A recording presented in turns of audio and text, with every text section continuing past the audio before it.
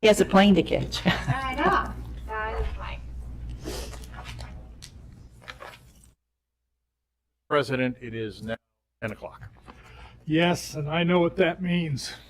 It means we're going to start discussing our favorite subject. And I know it's Christine's favorite subject. In fact, it's probably her reason for living. So, folks, without further ado, we're going to begin today's pre-commission with a work session on our fiscal year 2022-2023 revenue and operations budget review. And that's going to be done by Christine Tandler. Well, Mr. President, Commissioners, thank you. Welcome.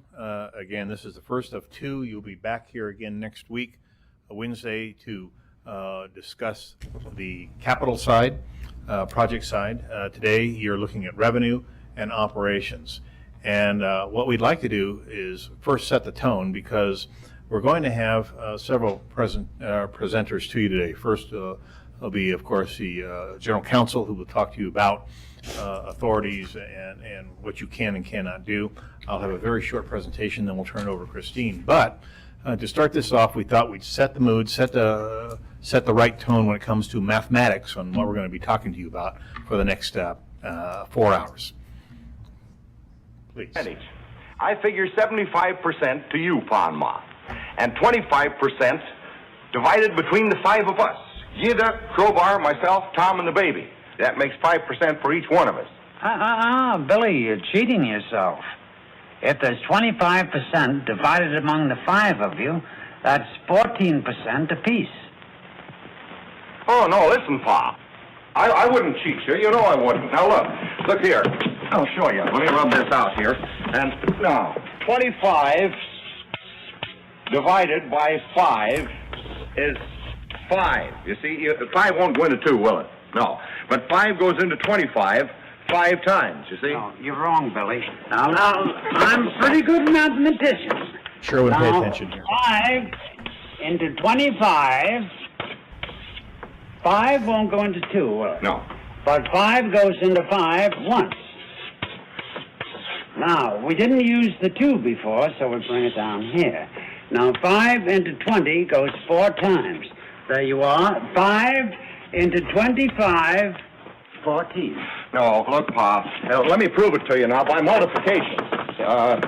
5 times 5. 5 times 5 is 25. Really, I'm surprised you're learning. Huh? I'm surprised that you're learning. Now I'll show you. 5 times 14 is 25. 5 times 4 is 20. 5 times 1 is 5. 25. That's it. No, look, Ma. Look, you're wrong there because I'll prove it to you. We'll put down 5 14s here. 14. There. Now I'll prove to you by addition that 5 14s is not 25. 4, 8, 12, 16, 20. 21, 22, 23, 24, 25. There you are. Better brush up, Billy. I don't want to see you boys cheated. So with that, I'd like to formally open up this year's budget revenue presentation. With that, Steve?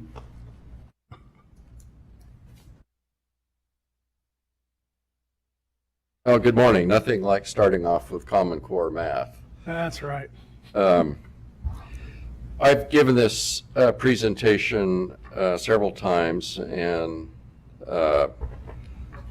asked to do it again. Really talks about the sources of revenue and what the limitations are. I have 3 treats for you today. 2 are in handout form, which you have. And the third is a really short PowerPoint presentation. That's the biggest treat. So one is, just as a reminder, general purpose governments, that's the cities and the counties. And we are a special purpose government. We have our own enabling legislation. And so we are limited in our purposes and powers to the construction of highways. That's it. This is our general revenue sources, stealing a little bit of Christine's thunder. But the big ones are property tax, the highway users fund, commonly known as 709 funds, impact fees, our registration fees, and the state sales tax. And those will be the ones that we focus on. For the Constitution and statutory law, they authorize the gas taxes, which include registration fees and all sales taxes and registration fees of property taxes. They are all limited for the construction, repair, maintenance, and traffic supervision of public highways. Now, traffic supervision comes in different, it's been not really defined by any case law or any statute, but it really relates to law enforcement, the state police. That's the way it's been budgeted in the past by the state. And so the Constitution really discusses a limitation on our power rather than a broad grant of power. So the rule of law in Idaho is where special funds or revenues are dedicated for a particular purpose. They can't be used for any other purpose, and any attempt to do so is illegal and unconstitutional. So we can't do indigent services, we can't do things that are outside our statutory powers. Unlike counties and cities who have general powers, they have the ability to look out for the public welfare and safety of their community, and so they have it with that general power. They can spend funds on things that we can't typically, unless a statute specifically includes that. So again, the Constitution specifically addresses gas taxes and state motor vehicle registration fees. They have to be expended exclusively for the construction, repair, maintenance, and traffic supervision of public highways. And they can't be diverted for any other purpose. So you're done there. And that's the 709 money, really. Here is the statute that confirms what the Constitution describes. The policy of the highway distribution account is that they have to be spent exclusively for the maintenance, construction, development, highways, bridges, and the state highway system.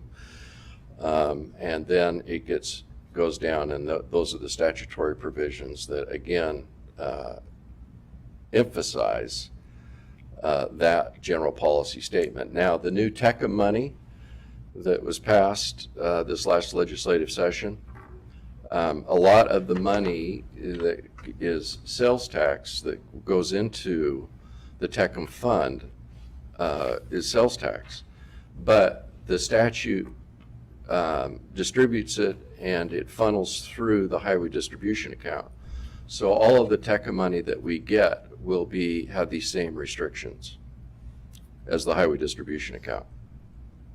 Property taxes, again, these are limited to the construction and maintenance of highways and bridges. So any of the property taxes that we collect, they are limited for that. If we do a special levy, then there's a priority of what can be expended with those funds. That was our levy rate last year. You can see the difference between it and the legal rate is also the special levy rate. As you can tell, we're well below, our levy rate is well below the legal rate. I think this year it's 0.00069 something. So it's gone, it's estimated that it will go down with this year's property tax. ACHD's vehicle registration fees, as you know, I think we charge about $40 for those registration fees. Again, the registration fees are exclusively for the construction, repair, maintenance, and traffic supervision of highways within our jurisdiction. And with that, I'll go to some of the handouts. The first handout, this one right here, that one across the top gives you basically the dollars that we get, and also the statutory provisions that show the limitation and restrictions on how we use those funds. This one I've handed out before, and let me kind of go through it just quickly. On the first page, for the 709, the highway distribution account, ACHD has no control over that. We don't set that. That's set by the legislature. So what's in red is all state legislature. The sales tax, that is established by the legislature. Mr. Price? Yeah. What does TCOM stand for? It is the traffic congestion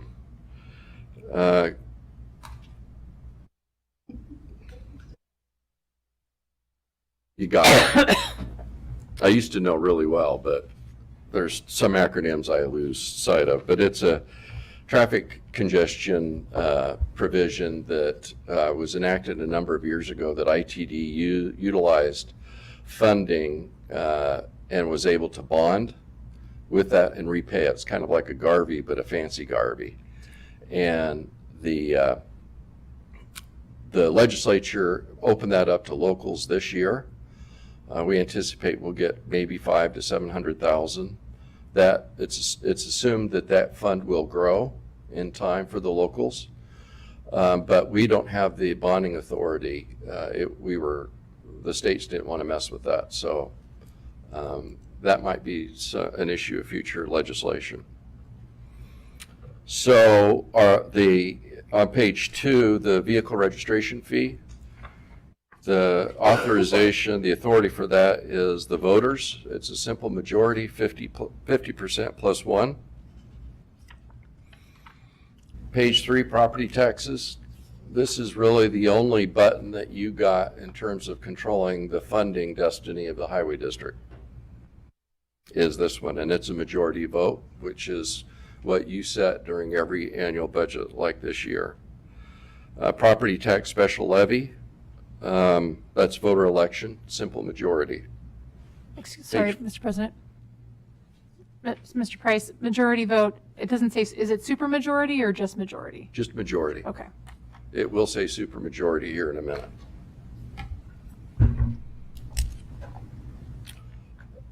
Property tax levy election. To set the election is simply majority vote.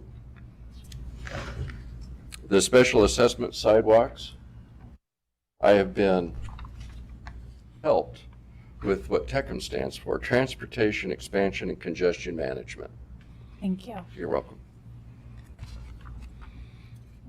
I love having, helpful fairies provide me that information. The special assessment sidewalks, this is really, we're the only highway district that can assess the adjacent property owners for sidewalk repairs. This takes a supermajority by ordinance. This would place special assessments on sidewalks. This was done a number of years ago, I believe in 1991. Went on, it became a political nightmare because neighbors were turning in neighbors on sidewalk repairs. And so now the highway district just picks up the tab for sidewalk repairs. We have our sidewalk program, but we have the authority to do that. LIDs, local improvement districts, I got that acronym. That's set by the ACHD Commission. A special tax district. Commissioner Goldthorpe, you had asked a number of years ago questions about this. The commission can set this. But again, these are all tied to property tax. Mr. Price, so in that one column it says current LIDs and it's blank. So when was the last time we had an LID and why? Probably the last payment was in the 90s, early 90s. And I believe it related to the improvement of Emerald and Executive. Okay.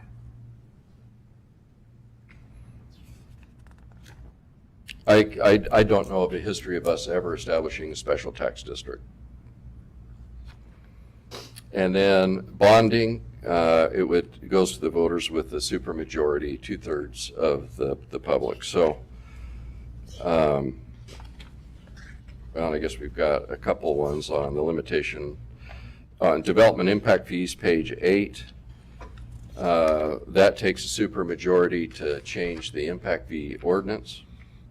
Any ordinance takes a supermajority.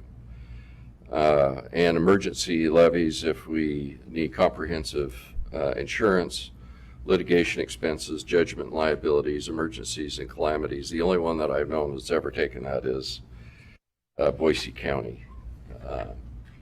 So the whole point of the presentation is that the legislature controls probably 2/3 of the funding.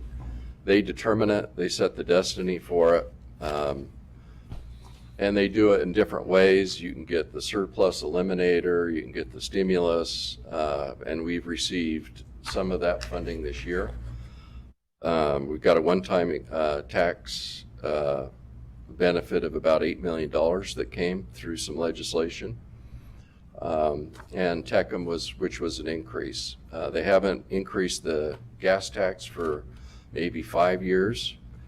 And the vehicle registration fees have been maintained pretty stagnant throughout that time. But again, the whole point is that property tax, whether it is through our street property tax authority, through bonding, special levies, special taxing districts, those are all tied to property tax. And those are the only things that the commission, the only ability, the only dial that you can turn to increase our revenue. Mr. Price, so you're saying, just to reiterate, so you're saying legislature determines 2/3 of our funding. So are you talking about 2/3 of funding streams or 2/3 of the dollar amount that we receive? Well, that's a big estimate because they control the sales tax as well as the highway distribution account, which is a large portion of our account. I guess we control the impact fees and they control the sales tax. We control the impact fees as well as the property tax. But when you look at the dollars, it may not quite be 2/3, but it's a big chunk of the money. Okay, thank you. With that, I'll stand for any questions. Thank you, Steve. Thank you.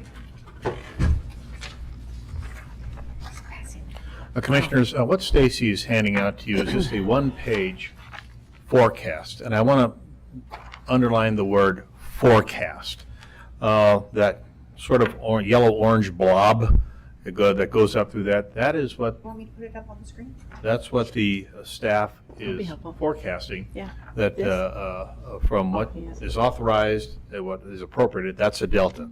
So over the next 10 years, we're looking at about $250 to $350 million of a deficit in what is being requested and has been authorized through the integrated 5-year work plan, that sort of stuff, and the capital available to make that happen. Again, I think it's important that you see these projections. We do this every year just as a benchmark for your consideration. No action required, but those are the numbers. We also, at our planning team, capture the major capital projects that are in front of you for the next 5 to 10 years going forward with the estimated dollars on them.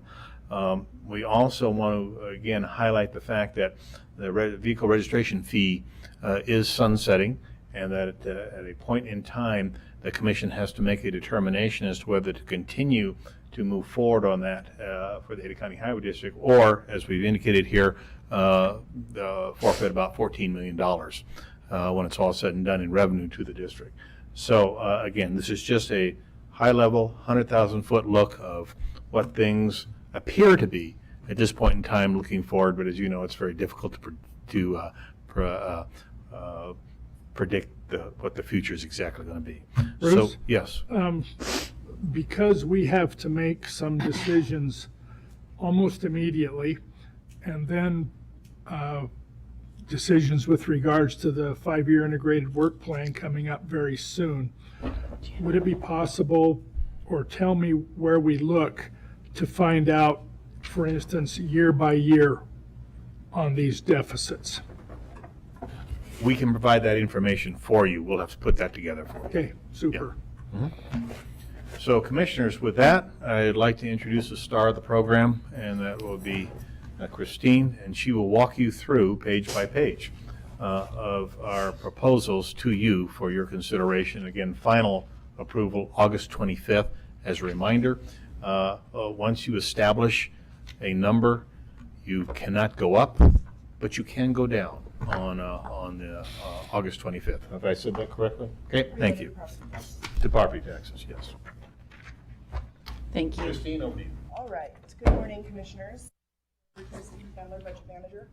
I'm going to go through some high points. If you have questions on any of those items. Broke it. If you have questions on any of those items, be sure to stop me. I'm happy to go over anything. And we call this Stump Christine. Careful, I'm on my second round of antibiotics here. All right, page 1. So this, so this, the first 2 pages is just trying to establish an overall view and summary of the budget. I will tell you that as we continue to work through and finalize the budget, there are some changes. You will see a new packet that will come out the beginning of August with any changes that happen today and any other subsequent changes. We do have some stuff moving around in the capital budget, as well as a few operational changes that I can talk about today, just that have continued to come up. This is probably the most fluid budget year that I've ever been a part of in my 8.5 years here. Makes me a little uncomfortable, but you just gotta go with the flow this year. So we're looking at a budget of $158.4 million. I will note that this does assume us taking the full $10 million of foregone for our property taxes, making our property taxes about $52 million. Our property tax certification being $52 million. You can see that we have federal aid cost share. We have nearly $6 million of rescheduled projects. Those are projects that we originally anticipated to be completed by the end of the year. Some of it's right-of-way that we're pushing into the next year. Some of it is construction or even design, depending on which phase of that that project is. I will be bringing forward second budget adjustments in 2 weeks, and I'll have a summary of all of those projects and them moving from one year to the next. So those are shown in the current FY22 capital budget. On cash reserves, we're planning to use about $10.1 million at this point. Again, with moves in the capital budget, I anticipate that number to change. I actually expect it to go down on cash reserves. A lot of that we were going to use has both to do with that one-time $8.5 million that we received, as well as last year we put $6 million that we did not spend in chip seal. We wanted to push that forward to begin the site development and stuff for these new sites that we've purchased. So that's where those cash reserves are coming from. Under expenditures, you'll see that labor is $40 million. It's about 25% of our budget.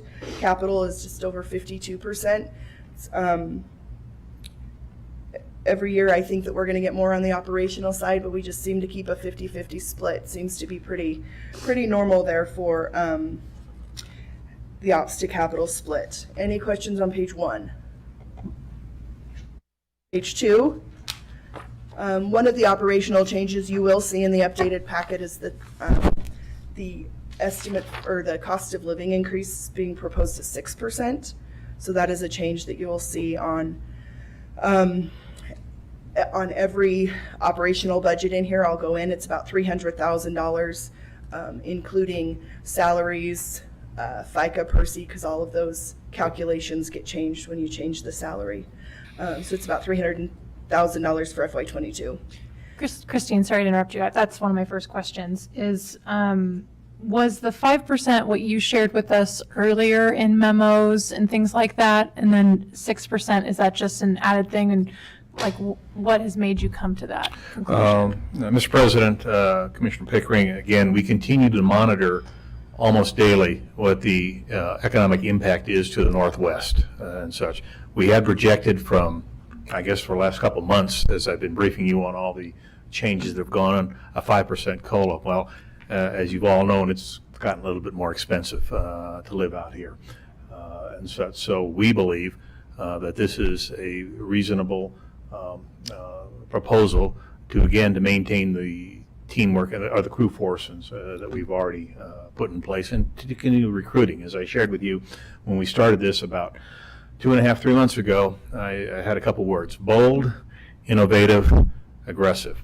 This is what this is. It's well within line of what the national standards are showing right now, and especially in line with the current CPI and rate of inflation that's going on. So that's why we raised it to 6%. And that 6%, would it not apply to the leadership team, as you mentioned earlier? Yes, it would, across the board, everybody, Okay. including the commission. There, you'll see a line item here that specifically addresses that for the commission. We're making that recommendation. Director? Yes, sir. And I would interject that some of the items in the economy that used to be in the equation to get the CPI were tossed years ago, and if they were included today, it would be much higher. I just got a report this morning, and this is for Idaho, gasoline up 56% from last year. That is incredible. And I hope I'm not mixing apples and oranges or getting on a soapbox. I don't mean to do that. But as you know, we are very aggressively recruiting across not only Idaho, but across the states, and we're getting some very positive feedbacks. However, an individual just talked to us, I think it was yesterday, and it was about rent. And unfortunately, we could not really, we have an offer. I don't know if they'll take that or not, but just living in this area now is becoming very challenging for all of us that have been here for a while and people that want to move in. So, sir, you're absolutely right. That's why we've been giving you those updates, so you'd be current. Well, Director, I fiercely remember you saying that this increase, and I totally agree with you on all the fronts, but I remember you saying that this increase would not apply to leadership, and you're saying that it will now? No, what on the 3%, the first 3% did not apply to leadership. The second 3%, the 3% for everybody, the only person I removed was leadership, was me.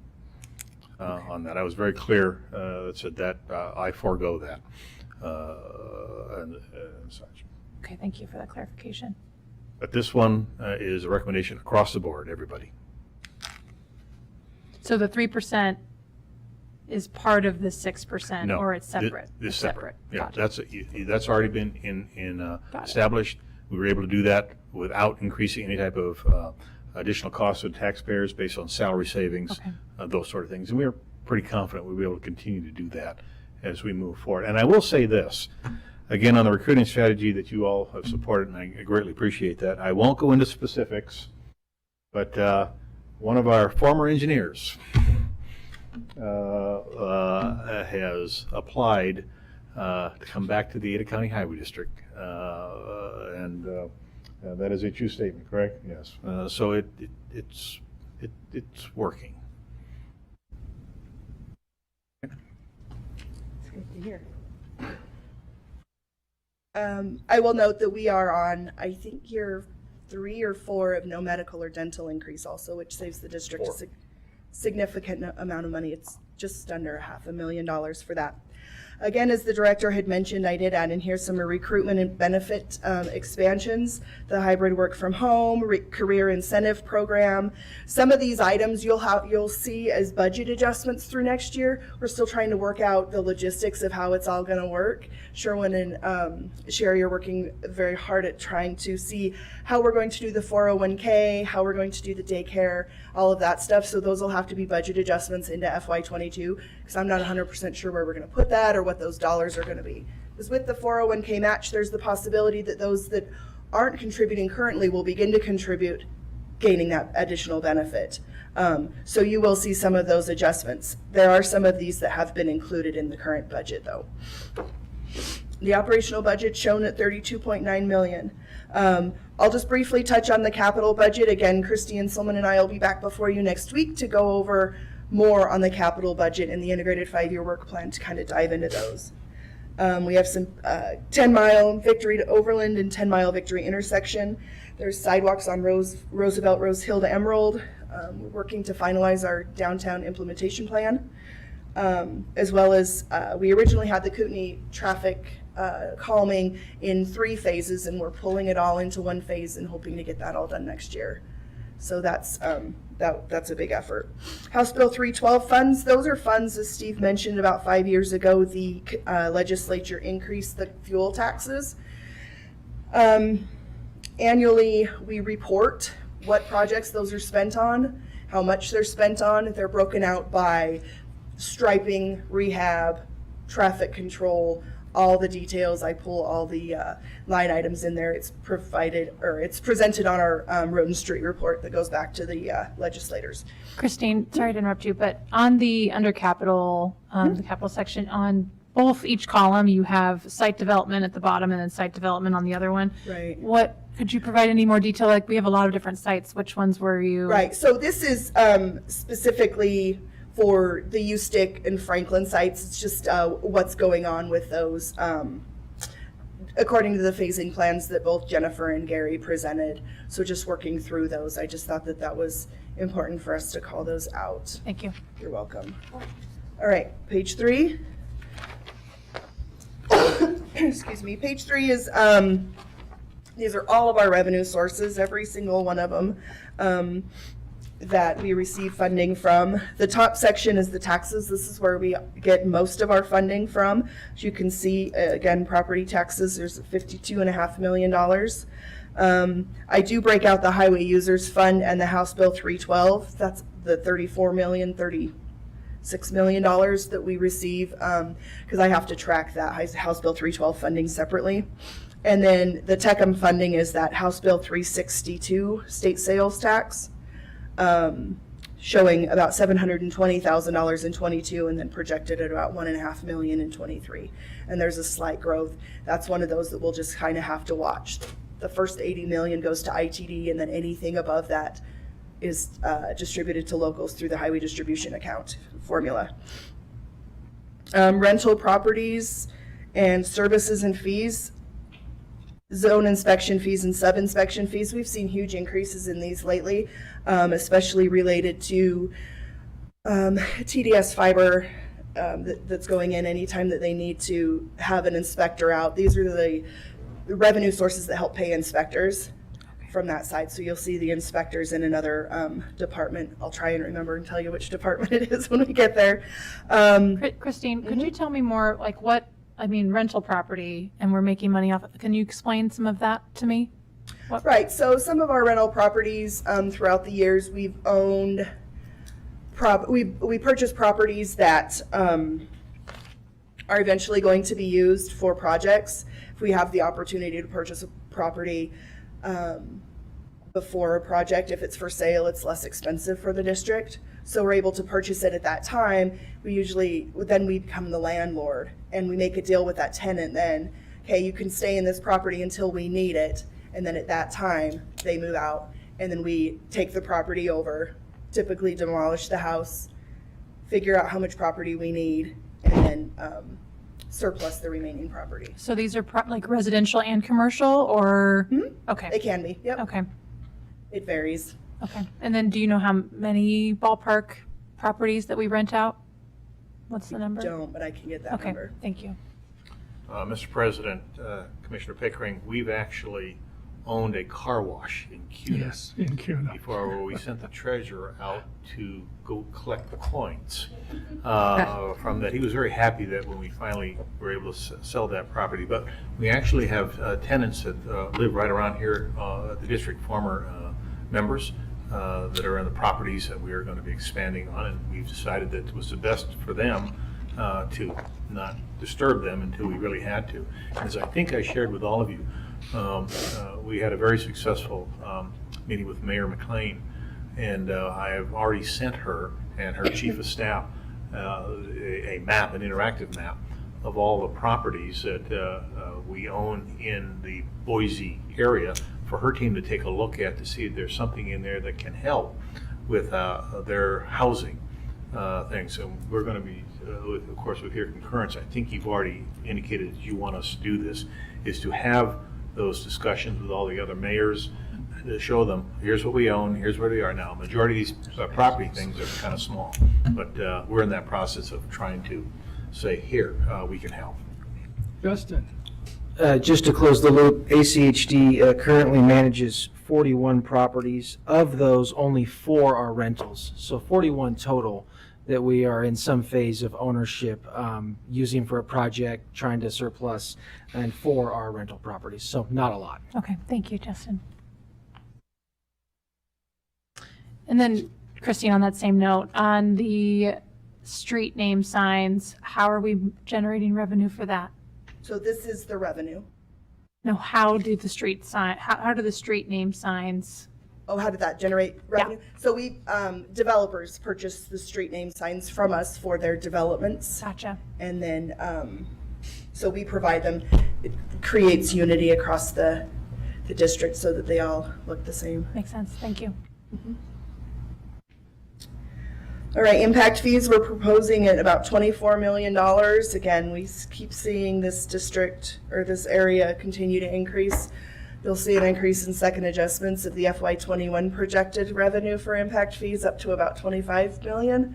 So we just keep, I know that 8 years ago wasn't that long ago, but there was a long time when it was 7 or 8 million and we had a $50 million loan balance. So we've completely flip-flopped that on its head. Christine, with the 2020 actuals for impact fees was 26 million, and then the projected for 2022 is 24. Is there a reason why we're projecting less than the actual from last year? So impact fees aren't always guaranteed to continue to increase. It kind of depends on what's going on in the area. 2020 had some really big amounts come in. We had Costco come in.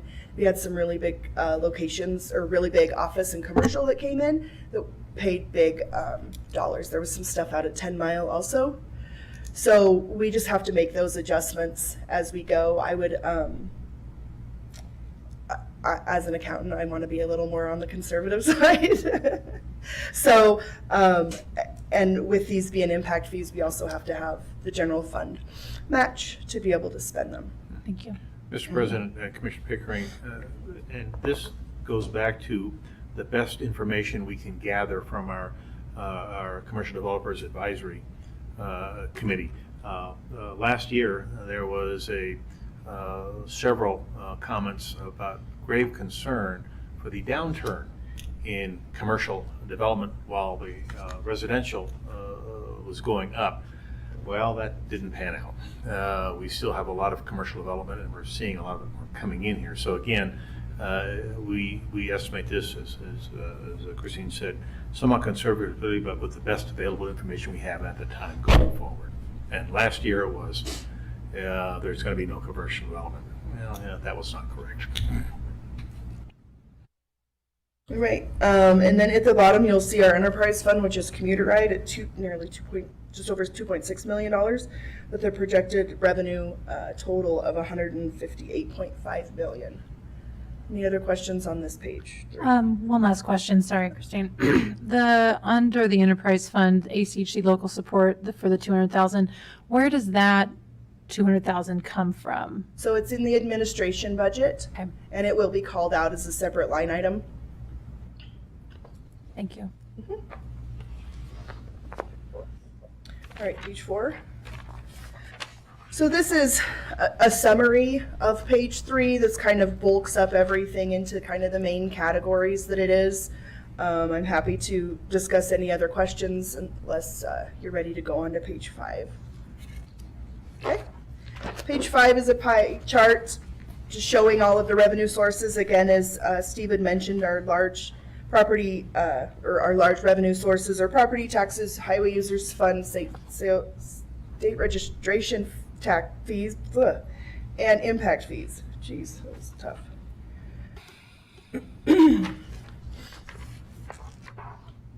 On page 6, this is a summary of all of the departmental budgets, showing a total of operational budget total of $75.5 million.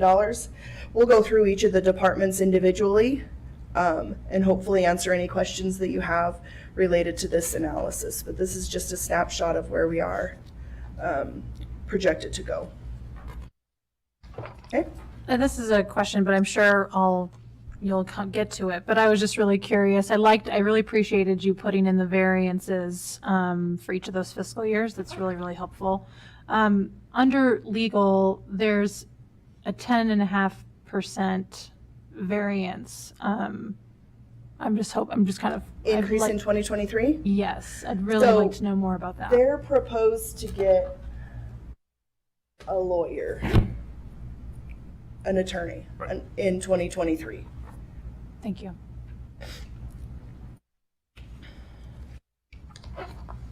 Okay. And on page 7 is the expenditure summary. Again, as shown, it's about 50-50 between capital and ops. The overhead departments do stay at 7%, which is fairly low, considering all other jurisdictions. We do have a very low overhead rate. And maintenance being our second largest at 24%. On page 8, we go through operational budgets by category. So this is just another summary way to view the information, just trying to get it, as I've gone throughout the years, different commissioners want to see kind of different things and look at them in a different way. And this is just one of the ways that they found that's helpful, showing us how much is in contracts versus how much is in actual salaries, taxes and benefits, all of that kind of stuff. So this just breaks that out in a little different way. Okay. Page 9 is staffing. So we're showing an increase from FY21 to FY22 of about 25 positions. I will go through these with each department, but I will also note that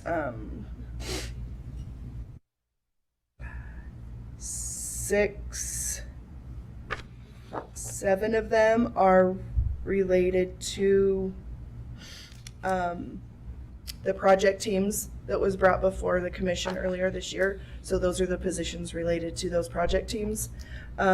We do have an increase, another safe sidewalk inspector that'll be joining our maintenance team to help us facilitate to be able to get more done.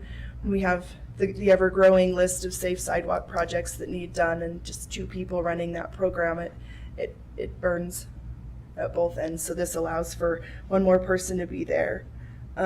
We also have a couple traffic engineering and signal techs starting, as well as a couple more development techs. Those are the ones that help process the plans in our development and technical services. Mr. President, Christine, I have a question talking about the new hires. We had approved the money, and I can't remember how many positions that was for, I think 7. And is that not the bucket that we then extracted the money to make that pay raise? Did we not take from that? Wasn't there like 700,000? Remember we approved those 7? You stood before us telling us about the bold new directives, et cetera, and then we had the money that had been allocated, and I thought we took Salary savings. Salary right. I thought we took from that. Yes. So, but it had been identified for, was it 7? Right. So are we good then by taking that money out? Are we going to be back filling that? No, so what'll happen is those salary savings will go into our cash reserves, Okay. and so then we'll just utilize those to pay for these. It's just not Okay, called out perfect. as a specific line item, but those salary savings will go within in our unidentified cash balance. Okay, very good. Thank you. All right, on page 10, we'll start with the commission budgets. Excuse me. The commission's budget is fairly straightforward. Again, it's stated I will be creating a separate line out for COLA that is not shown on here. So the commission wages will show a base wage, and then it'll show a COLA, and then that total amount going there. And then this is probably one of the smallest budgets. There's just not a whole lot of detail in here, but there's plenty detail elsewhere. This is, any questions? Okay. Page 11, the director's budget. This is Stacy and the director. I will note that one of the changes is that we are rejoining the Idaho Association of Highway Districts. I'll brief that at the director's report. We are Okay. taking first great steps. Okay. So that's where that increase comes. And then you'll see on page 12, Compass support. So ACHD pays about $230,000 to $240,000 a year for our Compass support. We pay that in 4 quarterly payments, and the Compass board sets those amounts. On page 13 is the administration. This is the chief of staff, treasurer, accounting, budget, procurement.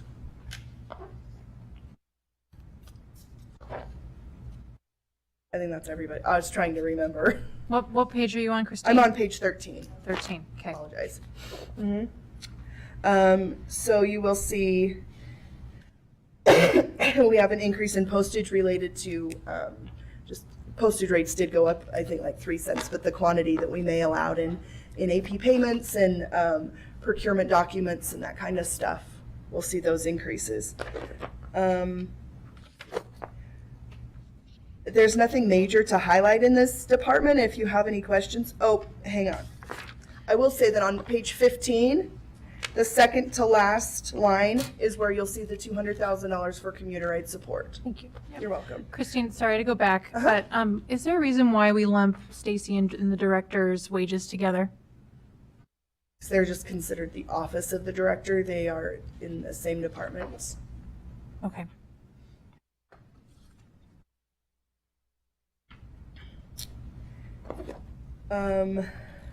Also on page 15, I will say that we have self-insurance claims. We estimate $150,000. In the past, we were putting $300,000, but we just weren't paying that out. And we've built up a reservation of about $2 million should there be a giant or a large claim. But currently, we believe that $150,000 in self-insurance claims is appropriate. And what would this insurance, like what type of claims would we? So if our consultant determines that we're liable for a windshield repair, if our paint truck gets paint on a vehicle that's determined to be our fault, all of that kind of stuff. So we do still have a claims department or a claims company that does that analysis, but we pay that out, which has saved the district millions of dollars. Yep, Mr. President, Commissioner Griffin, we also, if we ding a vehicle, we're responsible for paying it. And as Christine said, we have saved a lot of money by eliminating the commercial insurance program that we had about 5 years ago, Commissioner. Well, we paid, I think we paid a couple $100,000 in premium that year and Huge. had about 16,000 in claims. Right. Yeah. So, as a matter of fact, today, under Jennifer's leadership, maintenance is in a safety down day to, Very again, good. just continue to focus on safe operations for us, which again supports our most important asset, our people, but at the same token, provides a great return on investment for the taxpayers, so, since we're not replacing vehicles and dinging a lot of stuff. Don't get me wrong, we do have a couple issues that we work through. But the cost benefit of doing what we're doing now is huge. And we're able to take those dollars, put them into operations, as opposed to sending them off to an insurance company. On page 16, are there any questions? You'll see in FY20, that's where the land for both the Ustick Yard and the Franklin Yard were paid for. Starting on page 17 is our information technology department. Our IT department has 17 individuals. This does include our network, our developers, our GIS team, all of that. Christine, how many folks are on the GIS team? 5? I think we have 5, right? 5? 5. Okay, thank you. She's got them right. I so haven't met far. with them yet. Every one of them. I know. Like, oh man.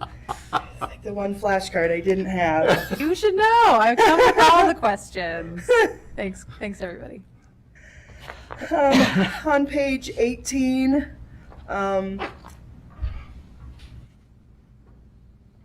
note on the bottom line, the traffic switches, we're increasing our bandwidth. And IT is not my forte. We're increasing our bandwidth, and so we've been working through getting all of our IT switches updated at all of our signals. And so it's been a pretty big undertaking. So they're taking a plan to finalize the last about 150 to 200 in FY22, and then we'll still see some costs for them, but just for maintenance and upgrade. But these are increasing them to I'd say a gig, but I don't know what it means. Are there any other increases as it relates to us moving to a more hybrid working arrangement? Are there any other IT considerations that we're having to pay for to help with that?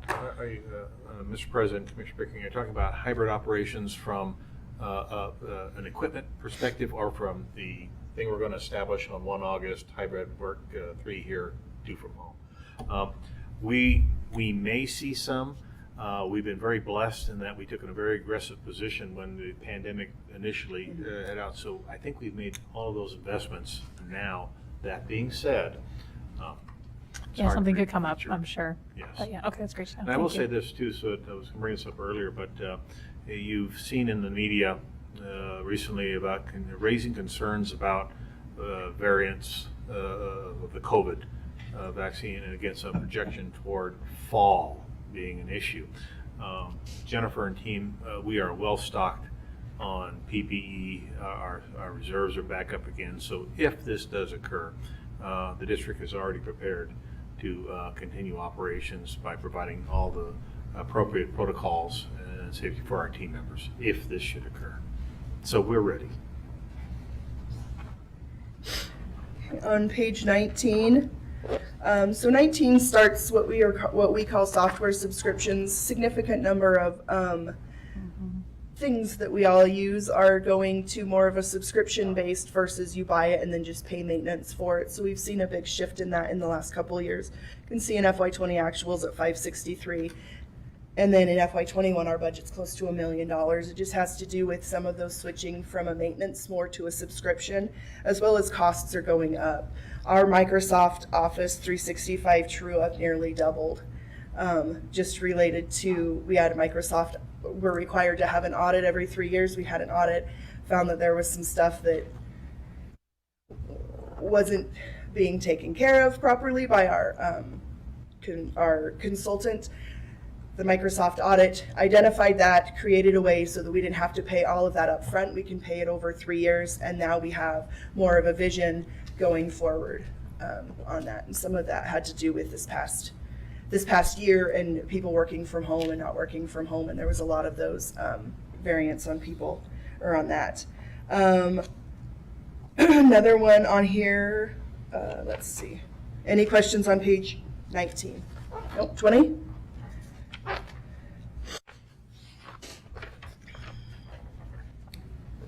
Okay. Page 21. Excuse me.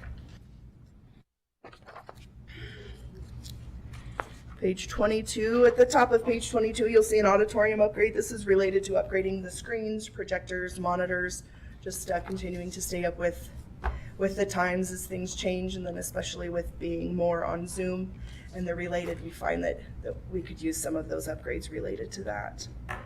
Under 705, you'll see a GIS ortho flight. This has to do with the flight that happens over the valley that then our GIS team uses to create those layers so that we can get all the updated images. I will tell you that when we paid for this last year or the year before, our share was $105,000. So I don't know what negotiation happened, but I like it down to 35. So I don't know, I'm not 100% sure how those negotiations happened originally, and it hadn't been done in several years. So maybe that was one of the reasons for those increased costs. Overall, there's a slight decrease in the IT budget. On page 23, we begin legal. Again, as we mentioned earlier, there's proposed attorneys starting in FY23, which is why you see that large increase. A question. This is probably for Steve. What is it in your office that's making that so important to do as far as bumping up the number of attorneys? This was just the first time I'd heard about, so I'm curious. It was a part of our long-range plan. It was an estimate in terms of time when we would need another attorney. Whether we actually need one in 23, I don't know. But as the activity of the district goes up, as well as the risk management that we do, that is what our plan is. But when we get closer to 23, we'll come back to the commission with a recommendation to include it or not. You've got some activity levels, targets that'll trigger that? No, we just notice it with the growing increase of legal tasks that are submitted to the department. In the last 3-4 years, there's a steady increase, and it's based upon the level of activity, operational activity that the district is experiencing. So, but if it was today, I would say we don't need an additional attorney, but I don't know what 23 budget will include. Sure, thanks. Hmm?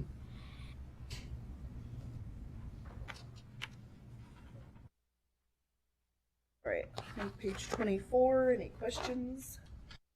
Increase in the 705 budget in the legals department from FY21 to FY22 has to do with the MIG contract for the ADA implementation plan that they're finalizing. Christine, I have a question, and this obviously goes towards a lot of these other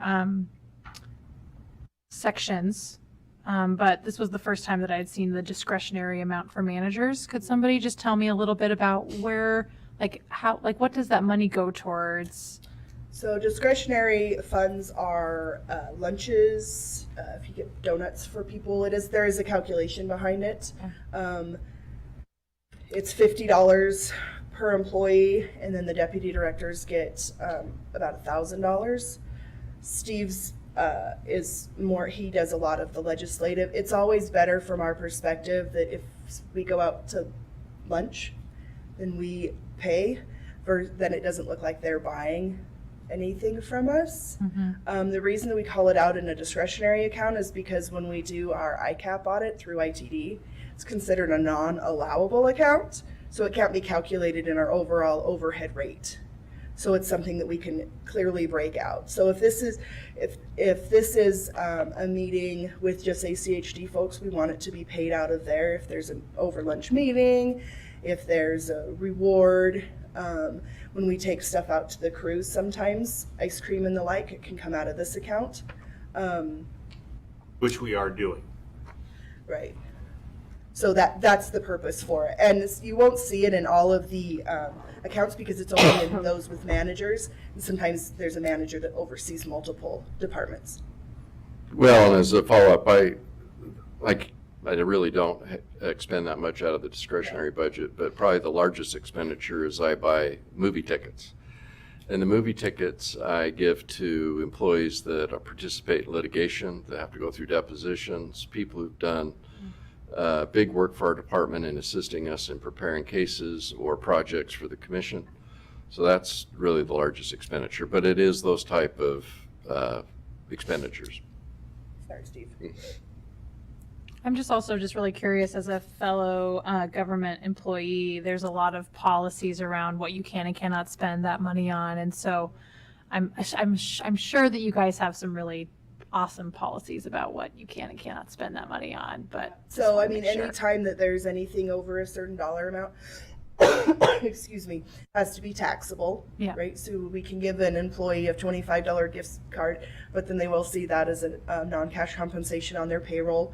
So, but if it's to buy donuts or if it's to buy, snacks, those are considered de minimis and immaterial, and so we're able to cover those. This is an account that I watch very carefully. Not that I don't think we should be doing that stuff. I do think we should be doing that. No, stuff. right, But absolutely.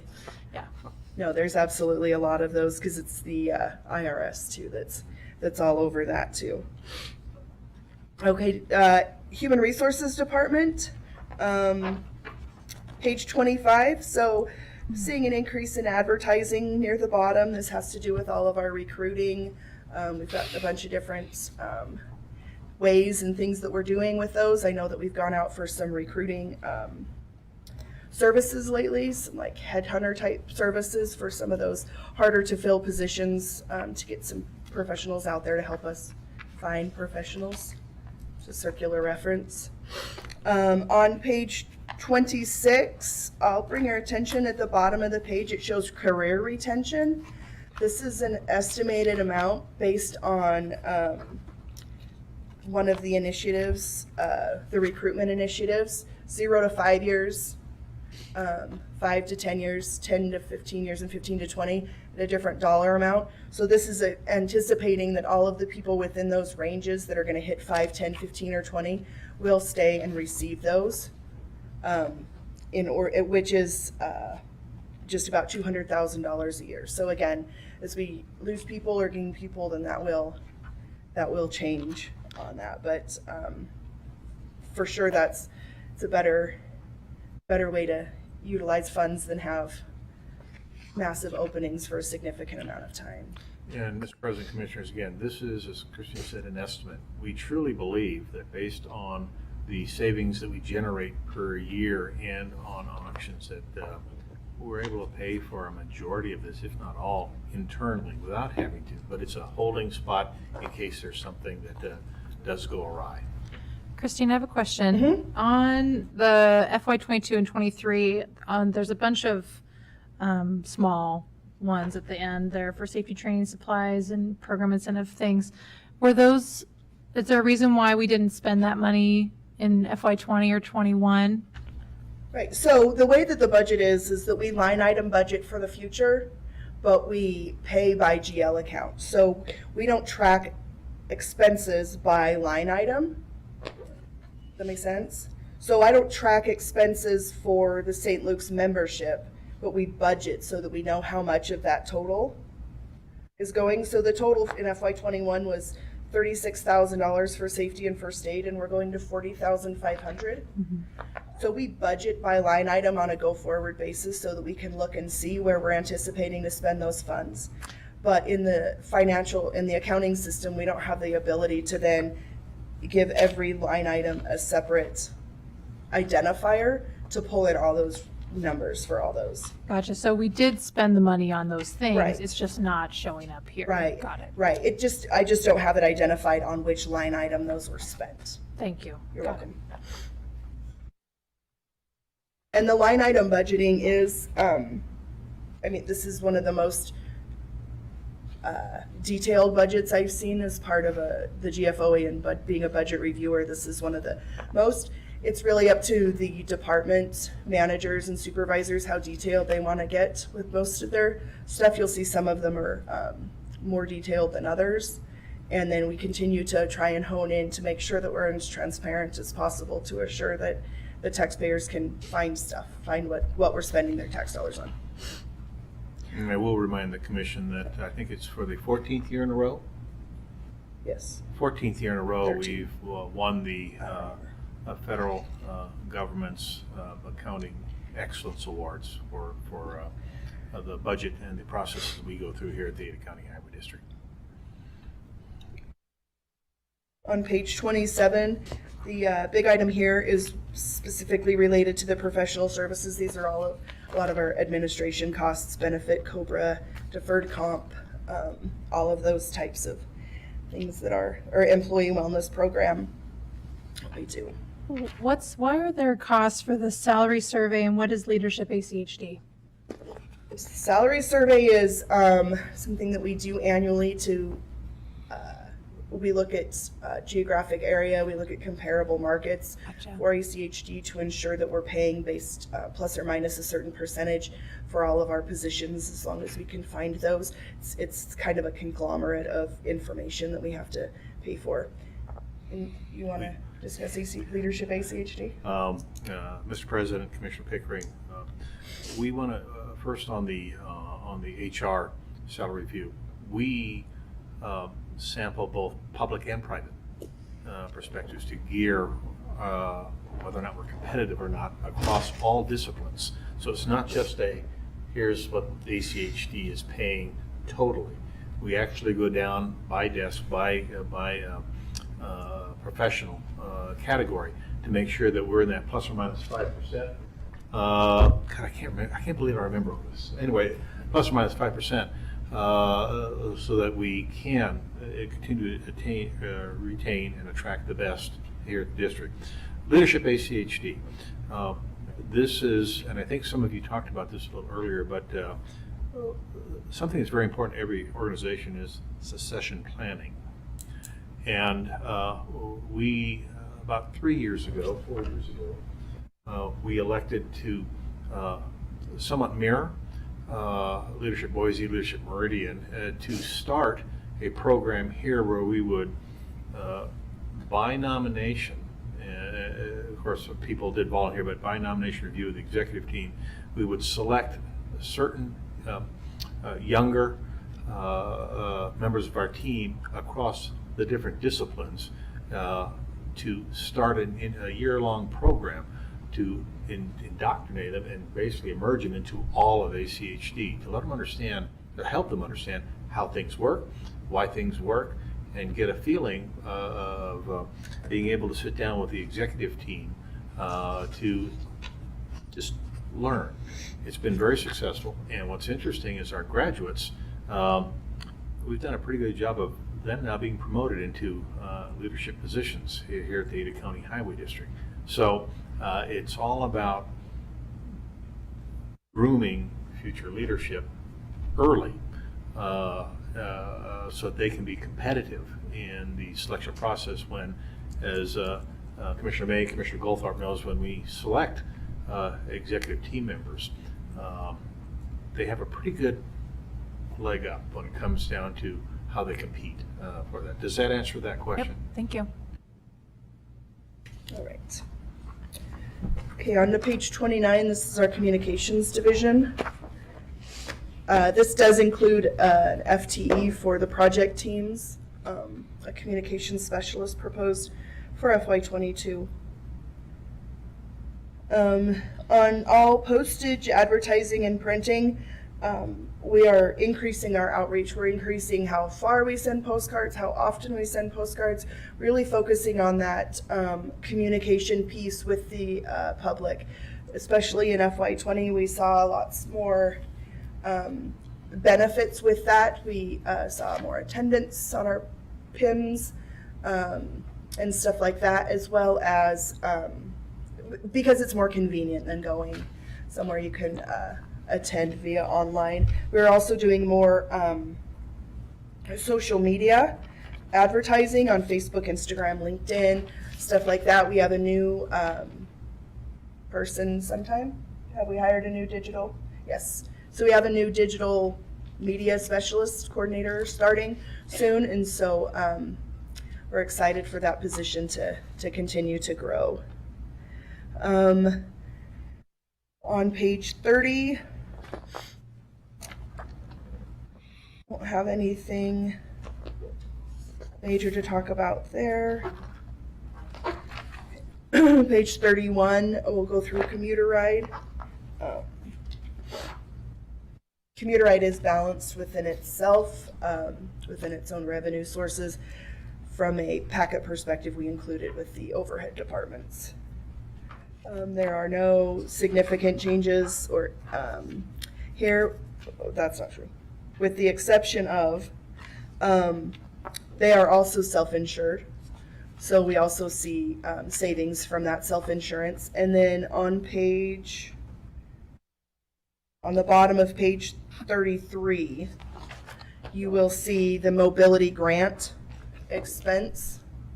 So that's the new program that Tessa's been working on with us getting funding. So we're getting more funding in FY21, and then we'll likely, we're going to spend some of it in 21, but we're going to carry it over and spend it in 22 also in order to continue to grow that program. Tessa, have we been officially allowed to announce where we got the money from yet, or is it still not? Okay, very good. All right. Moving on. Is it more helpful if I tell you what tab we're on? I just forgot I don't do tabs. You're doing great. Okay. On page 35, we'll start projects and planning management. This is Chinden. Mr. President, Commissioners, noting the time, I was wondering if you'd like to take a short break, and we can return, and then we'll break for the pre-commission. That's all right with you, Mr. President? Okay, that sounds fine.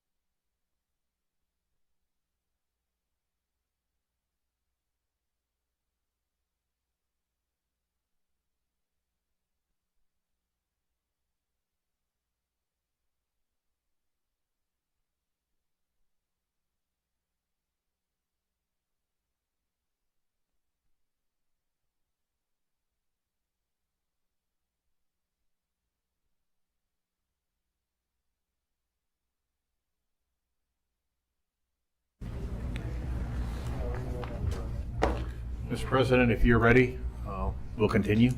Sure, are we going into the pre-commission now? No, sir, we'll do a little bit more of the budget, then we'll stop at 11:25 and reset. Kind of what I thought, because I didn't want somebody from the public telling me we'd started too early. Mr. President, I have a quick question. Yes. And I know we're going to have the discussion with the other commissioners come back as to what option we're going to go forward, but you have put this together with the foregone, wiping out the foregone. So are we highlighting in any way where that is being used? What we're, are we taking out a project off the IFYWP with that money? Or are we just taking it to take it? Or where is it being put? Has it just gone into the base and we're just using it, or what's the plan, I guess, as we build this budget? So you're building it, using it, so where is it going? Commissioner, I'll take a stab at that one.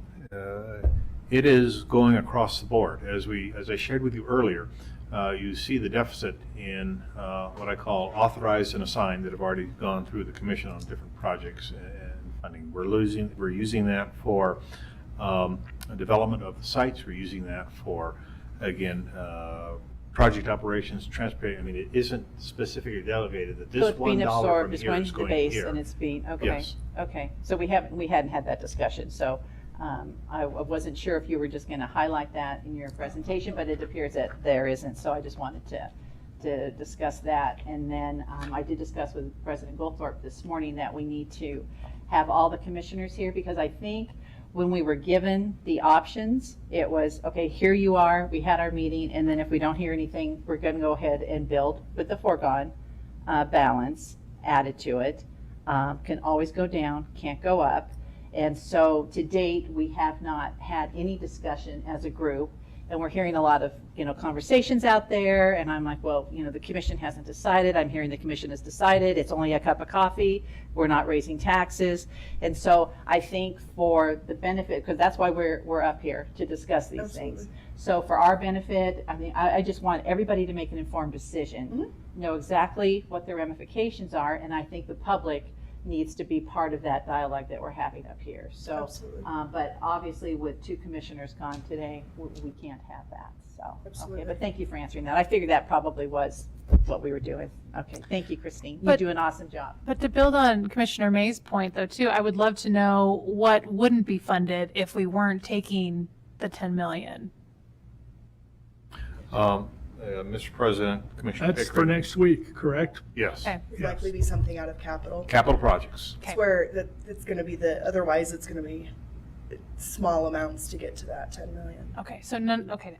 I'll And it's like hold it for, Good too, because the other commissioners will take care of that stuff. Okay. Bruce, We think. there was one thing that you probably, just by oversight, omitted from this particular list that makes it even worse, and that's the overpass in Kuna.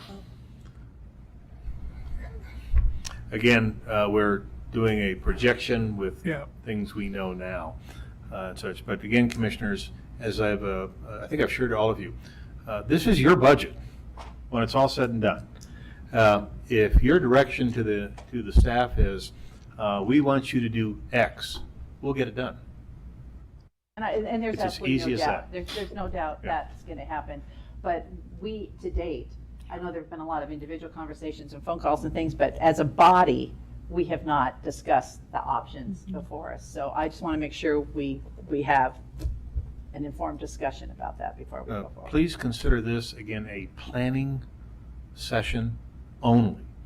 Your formal discussions back and forth will culminate on August 25th, where you will be able to take whatever projects and such and go back and forth, and you'll have the option at that point in time, again, of going from what the planning perspective was of, because we have to start from somewhere, and you can go down, but you cannot go up.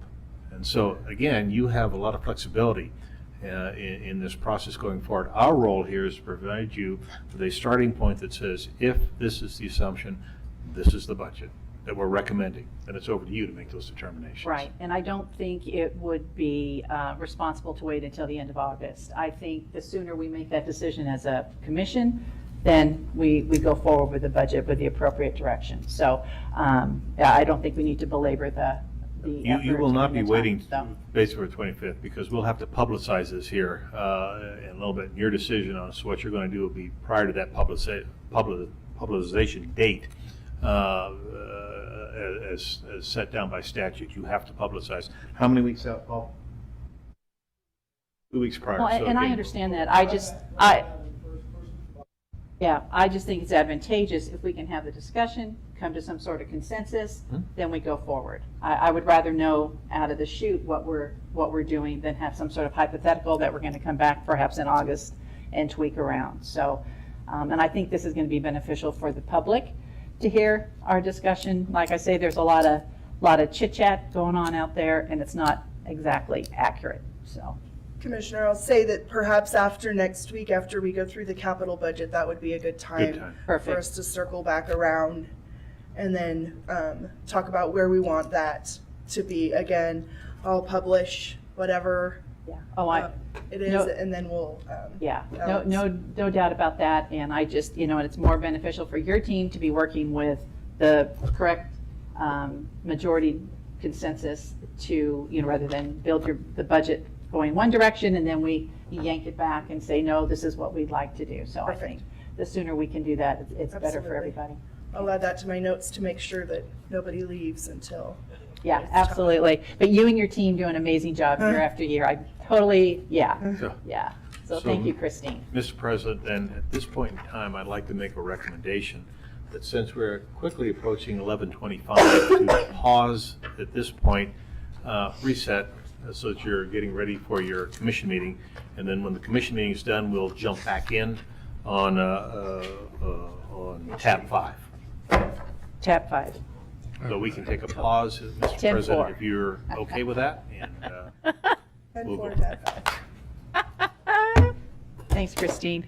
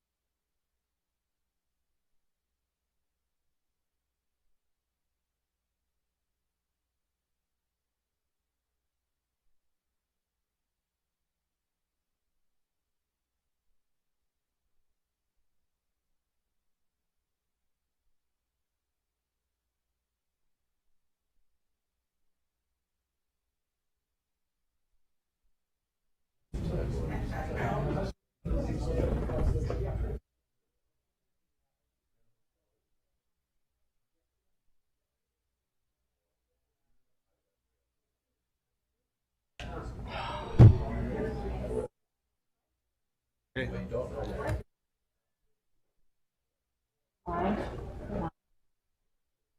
On. Yes.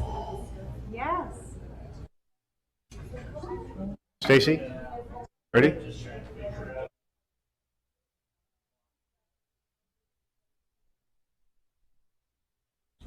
Mr. President, it's now 11:30.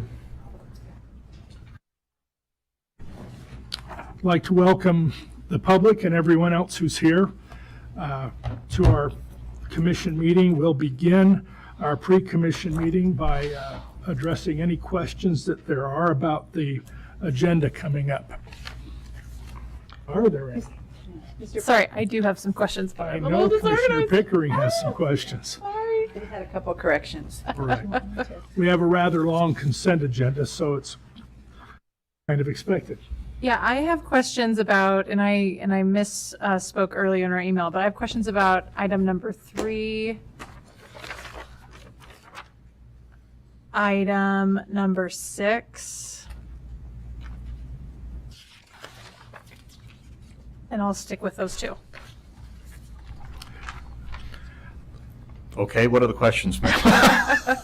What do they mean? Yeah, Okay. I mean, the documentation with the staff report on that litigation settlement with the city of Kuna and UP was quite long. And so I was just curious, what's kind of the synopsis and the litigation, if someone could give me, again, just high-level summary, what's it about? Like, I understand we're listed in there, but we don't have a large stake in it. So if somebody can just explain that to me in normal people terms, it'd be great.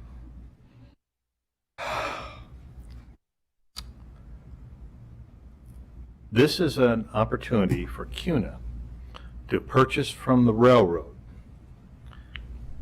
property that was very interestingly titled in 1907. There is no apparent real owner. So the city of Kuna has been in negotiations along this strip of land with the railroad for some time right now. We own some of that right-of-way. Gotcha. So what this does, without going to court, which is very interesting when dealing with the railroad, so this is a good deal, they have come to an agreement that says the railroad will do this and Kuna can do that. We're saying that we're okay with that, but they will vest our interest in easements if there's anything that has to occur in the future for all of 60 feet of this. Did I get that right? Okay. So Answer your question? Yes, yeah. Okay. on number 6, this is currently the Ada County Highway District owns 14 radioactive gauges that actually measure the compaction of asphalt, cement, those sort of things. We go in to make sure they're within standards. That's how we, for instance, the group that's doing the project around here has had to redo it about 4 times and such. We have to maintain certain protocols. We have to maintain certain safety requirements based on the level of radiation that these 14 devices are rated at. Well, there's been some development in new technology, and so the Nuclear Regulatory Agency has approved these new devices that have a much lower radioactive footprint for use out and about. What we are asking the Commission to do is to approve an initial purchase of 4 so that we can bring them out, bench test them next to the systems that we have right now, and if they work, and we're confident they will, we will retire the 14. And this cost, by the way, includes shipping, certifications, all the things that we would normally have to do, which is quite expensive and lengthy for our staff, to remove the old systems and bring on the new ones. That's what we're attempting to do. Thank you. Bruce, and if we retire the old systems, can we sell them? Not to the Libyans. Not to the Libyans, okay. No, these are controlled by the Nuclear Regulatory Agency. They'll go back. Go back, okay. Yes. Mary? I did have, I had a couple corrections for the minutes. I think Stacy already did that. And then just one correction, and I mentioned it to Mr. Inselman on the language with Dry Creek. that we are saying this shall coincide with the widening of State Highway 44, and clearly it's 55. I just want to make sure, since that's the language we're voting on, that that gets corrected. Mr. Inselman assured me that it would be. We don't have to That was make it. any Yeah. modifications on the They took consent out the agenda. others, yeah. Okay, cool. All right. Then, in that case, if there are no more questions about our agenda, we will proceed with the director's report. Thank you. Mr. President, Commissioners, first off, I would like to remind you, on the regular agenda, members of your team are being awarded their Road Scholar presentations. We'd like you to come off the podium, and we'd like you to congratulate the group and help in the presentations of such. I will remind the Commission that the Ada County Highway District, and of course I'm bragging now, and I do apologize for that, we have the largest number of graduates in the entire state of Idaho. We have the largest amount of attendees in all those courses, and as Commissioner Goldthorpe can attest to, he's already received his jacket, and he is a certified flagger, which we still may use this year, and such. But this is a great program. This encourages and improves the professionalism of your maintenance and traffic operations teams across the board, and it's difficult to get through. Yeah, I don't think I could, and such. So we would appreciate it if you come off the dais. We have some new team members. And I'd like to have their deputy directors introduce them so you can put a name to a face. I'd like to start with Justin.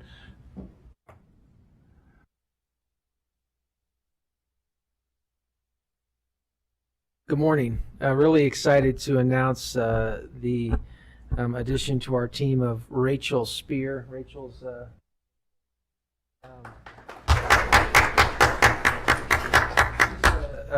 senior project manager. Rachel's a professional engineer with a lot of really great qualifications and experience that she's bringing here to the Highway District, and we're so excited to have her with us. You'll be seeing her on a lot of our complicated and interesting projects as we go forward, so thank you very much. Welcome, Rachel. And we're very happy she came back today after Justin explained to her exactly what those complicated projects are. So we're very thankful about that. Shandy from Communications.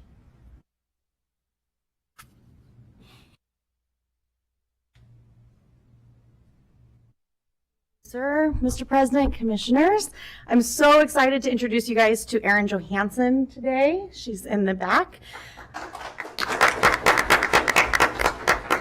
So Erin is our new Business and Community Relations Coordinator.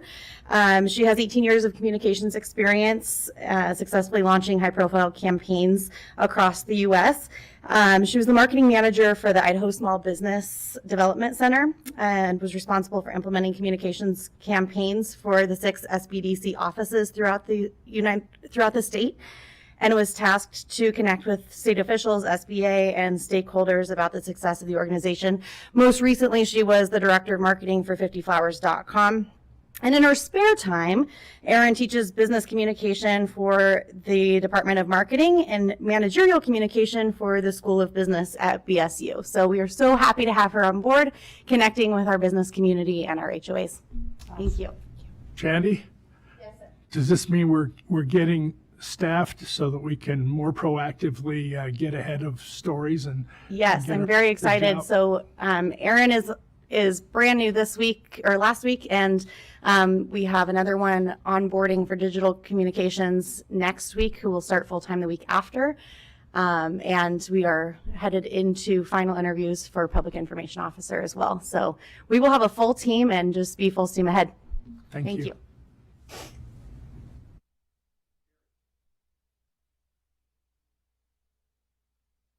President, Commissioners, happy to announce that we've refilled Ross Wyne's old position, Traffic Engineering Supervisor. So I'd like to introduce you to Colby. Oh, sorry. Colby went to lunch earlier. Sorry about that. Welcome, Colby. Hey, you got a job offer waiting for if you didn't.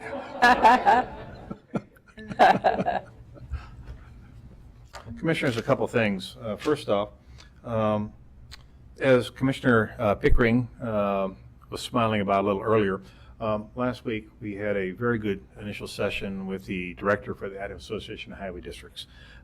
We have asked, as you know, to rejoin the district, and we had a great conversation. I want to thank Commissioner Pickering for taking the time to be there and such. The final decision, of course, rests with their board when it's all said and done. Again, we talked about the past, we talked about the potential for the futures, and we talked about our mutual concerns and our mutual agendas going forward when it comes to next year's legislative session. We have an opportunity from elected official point to start that great discussion with their board members, and that's in the upcoming convention that they're going to have in November. In October? It's October, November, somewhere. Yeah, they've already invited us. Yeah. Well, I know that we're sending Commissioner Pickering for sure. Commissioner Goldthorpe, okay. Commissioner May, if you'd like to go and stuff, but we'll send as many commissioners as would like to attend. I think it'll be important to establish those new ties and those new relations amongst elected officials to discuss the future, collaborative future for all of the districts going forward. We bring a tremendous amount of value and worth and things to the district, to the association. They bring a tremendous amount of value and things and stuff to the district here. Now, I will say that once again, the world's greatest executive officer has selfishly volunteered to ensure that she will be taking care of all of you at the convention up in, I think it's in Coeur d'Alene, is that correct? I think that's where it is. So Stacy will be there to again provide whatever support. But it was a great first step. We have a couple more steps to go on this process, but I'm very confident and optimistic about our opportunities. Commissioner Pickering, did you want to say anything else on this? I just want to say you summarized it beautifully, and just thank you for creating the opportunity for us to re-enter, hopefully, into this really important relationship. Okay. It is a big deal. We met, Commissioner May and I had an opportunity about a week and a half ago, I think it was, to meet with the mayor of Eagle and do a walkthrough around Eagle, addressing some of his concerns and questions regarding the proposed quadrant that we're putting together. It will be very beneficial, and I think the mayor would like to do this, is to schedule a joint meeting amongst, of course, you and the leadership in Eagle to have another, what I'll call a final discussion on the quadrant impacts, considerations, those sort of things going forward. We're tentatively looking, I'll have to talk to all of you, of course, you, Mr. President, but July 29th or July 30th as a possibility. I haven't even sent that out to the mayor yet, but I think it would be important for the commission to, again, have one more go at this very important project in Eagle. Just a question. Why? The mayor has, there are some new ideas and such, and I think it'd be beneficial to have those shared amongst the elected leaders so that they, with the new administration, they have some new ideas and some different ideas and some concerns and such. So we think we can do that. We can support. I shouldn't say it that way. Of course we can support that, but if there are some ideas or whatever that may pop up, the staff's ready to support. Commissioner May, did I get most of that? Yeah, perfect. I was just going to add that it's kind of being initiated by potential opportunities, commercial opportunities that may be taking place in that area. So just taking another look at what's potentially coming in. Again, I think it was important after our discussions that the commission hear and see what Justin Lucas and I and Commissioner May saw and heard from the mayor.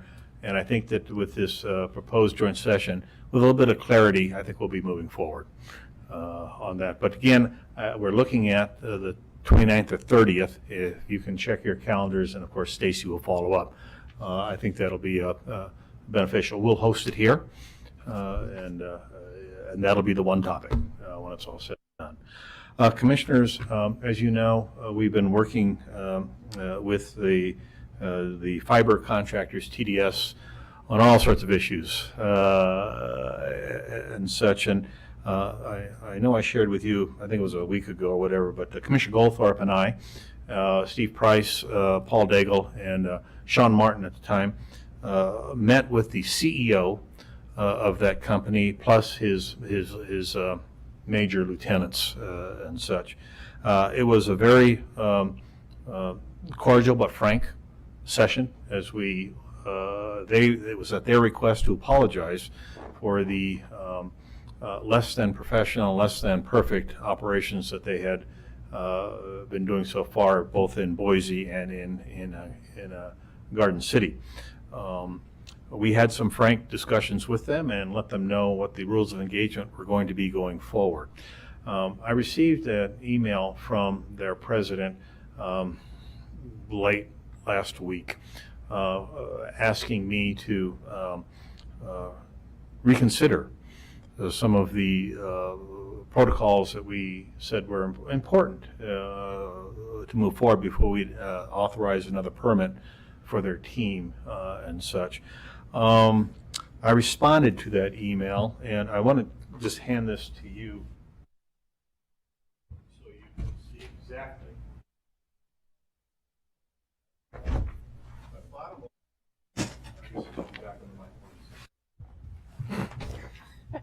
There we go. Thanks.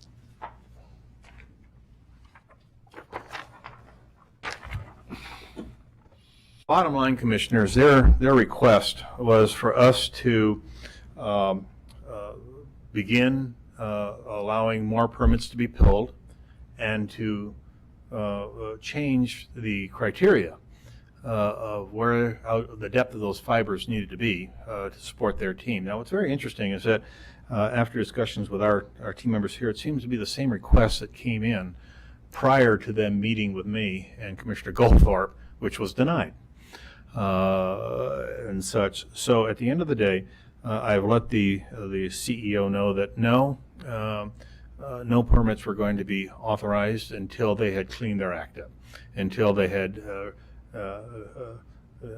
mitigated the issues that they've already done. They'd already agreed to do that. So that's number one. Number two, that we'd see a very robust public engagement protocol, which they said was absolutely appropriate in the meeting that we had and such. And number three, their issues of their funding, that's not my concern.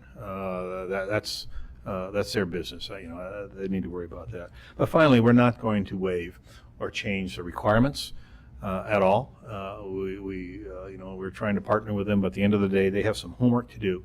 It hasn't been completed, and so we think this is we think it's in the best interest of the public to ensure that this team continues to do what they have committed to do before we open up the spigot a little bit and say, okay, you can have more permits and such on this.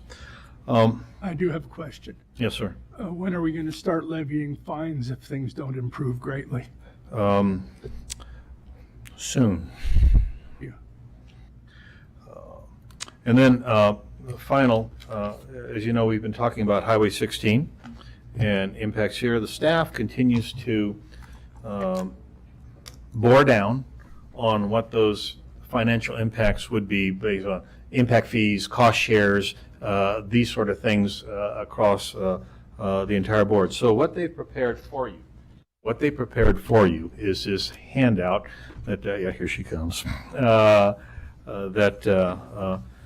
gives you a little bit more in-depth as to what those impacts could be. You'll find that, again, the total's the same, but the way the distribution of funding, potential funding or costs, the team has done a great job on laying it out just all the way across the board. So something we thought you'd want to take a look at and just keep for your reference. We'll continue to focus this and get sharper and sharper and sharper as we get on this path. So with that, Commissioners, that's my administrative update for today. I'll stand for any questions you might have.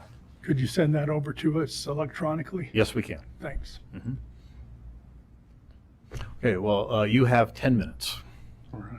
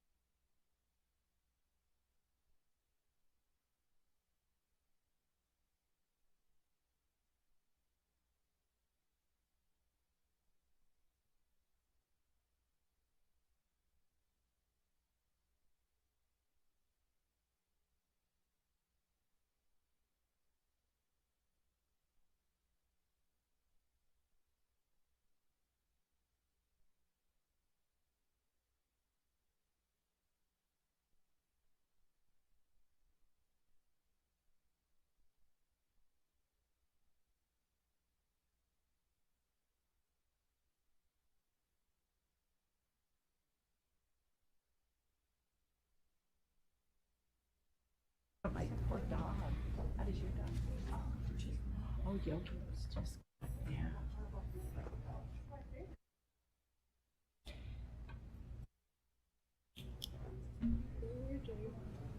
Wasn't Dave supposed to call in? If he could.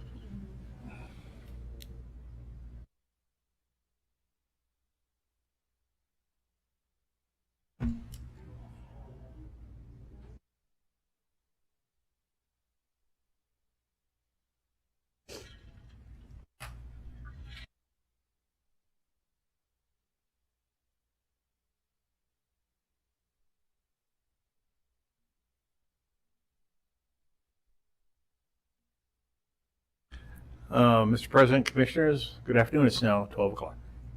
Thank you. Ladies and gentlemen, welcome to the Ada County Highway District Commission meeting. We will begin as usual with the Pledge of Allegiance. I pledge allegiance to the flag of the United States of America and to the republic for which it stands, one nation, under God, indivisible, with liberty and justice for all. Again, thank you for being here. I would begin this meeting by entertaining a motion to accept the agenda. So moved? All in favor, aye? Aye. Aye. Any opposed? The motion carries. And we'll go on to the consent agenda. Items on the consent agenda are considered to be routine and will be enacted by one motion, and there will be no separate discussion on any of the items unless a commissioner or citizen so requests, in which case the item will be removed from the consent agenda and placed on the regular agenda, and all consent agenda items are commission action items. Is there a motion to approve the consent agenda? I move to approve the consent agenda. A second? Second? All in favor, aye? Aye. Aye. Any opposed? The motion carries. And we'll go to our, the next item on the agenda, which is the presentation of road scholars. And this is a big deal for our employees that are continuing education to better perfect their skills and know more about what they and what we are doing here. I can attest to that because I've taken the classes myself. So without further ado, Lila, are you going to do the presentation? And Lila Kroll from LTAC, and the commission will go down as soon as we're ready and help congratulate everyone. Thank you, Mr. Chairman and Commissioners, for having me today. As mentioned, I'm Layla Kroll. I'm the administrator of the Local Highway Technical Assistance Council, or LTAC. One of my favorite jobs and responsibilities that I have at LTAC is presenting these T2 awards to the employees of the local highway agencies. The T2 Center provides training and technical assistance to all 287 local highway agencies across the state, so cities, counties, and of course, highway districts. The training is varied in what we offer. We offer technical assistance type courses, maintenance classes, safety, professional development. We are halfway through offering our newest program as a leadership program, and really trying to provide that training gap that often exists with local highway agency employees across the state. We have 2 recognition levels within the program. The first is the Road Scholar. When an employee reaches the Road Scholar, they've completed about 80 hours of instruction to get to that point. As the chairman can attest to, I hope that there's value in all of those classes from the local agencies. Our goal when providing these classes is to find some efficiencies and again, bridge that gap on training that's actually offered to those employees. ACHD has been quite active in the program over the years, and it's always a pleasure to come here to present your employees. Today there's 4 employees present and then 4 who couldn't make it today that will be receiving their Road Scholar Awards. So if you guys want to come in, oh, they're all in. With a Road Scholar, we present a certificate, a hat, and a Leatherman tool that's inscribed with the LTAC T2 Road Scholar. So We should go down. You guys want to come down? Yes. Great.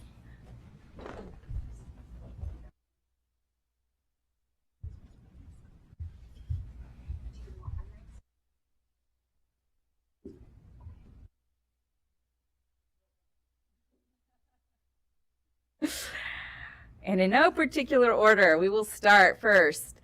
Koi Tachakis.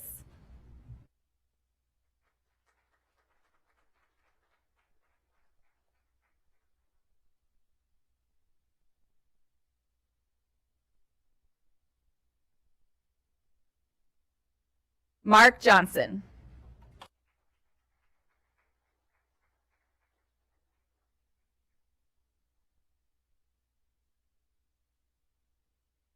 Rich Grieve.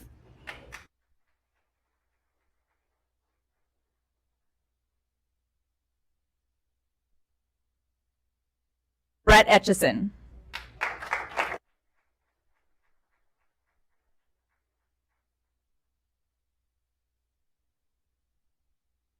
And again, there were 4 employees who were not able to attend today. Andrea Mays, Guy Blickenstaff, Sean Anderson, and David Lee will also be presented their awards at a later date. So pictures.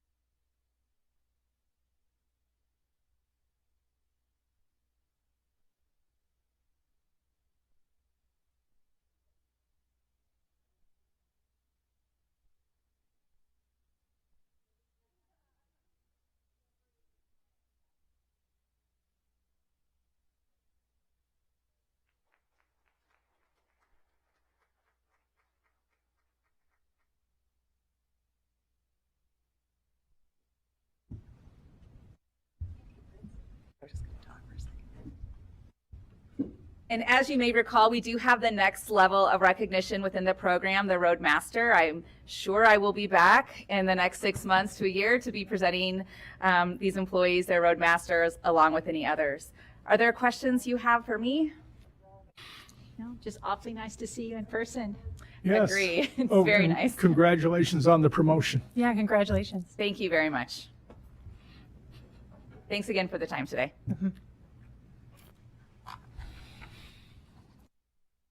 Well, that's always fun, at least to me. Our next item on the regular agenda is resolution number 2344, which is the vacation of public right-of-way of the Fernandez Properties LLC. And this is a public hearing, and we will get a brief presentation by Dave Serdar. Just a sec, my files are running away from me here. No kidding.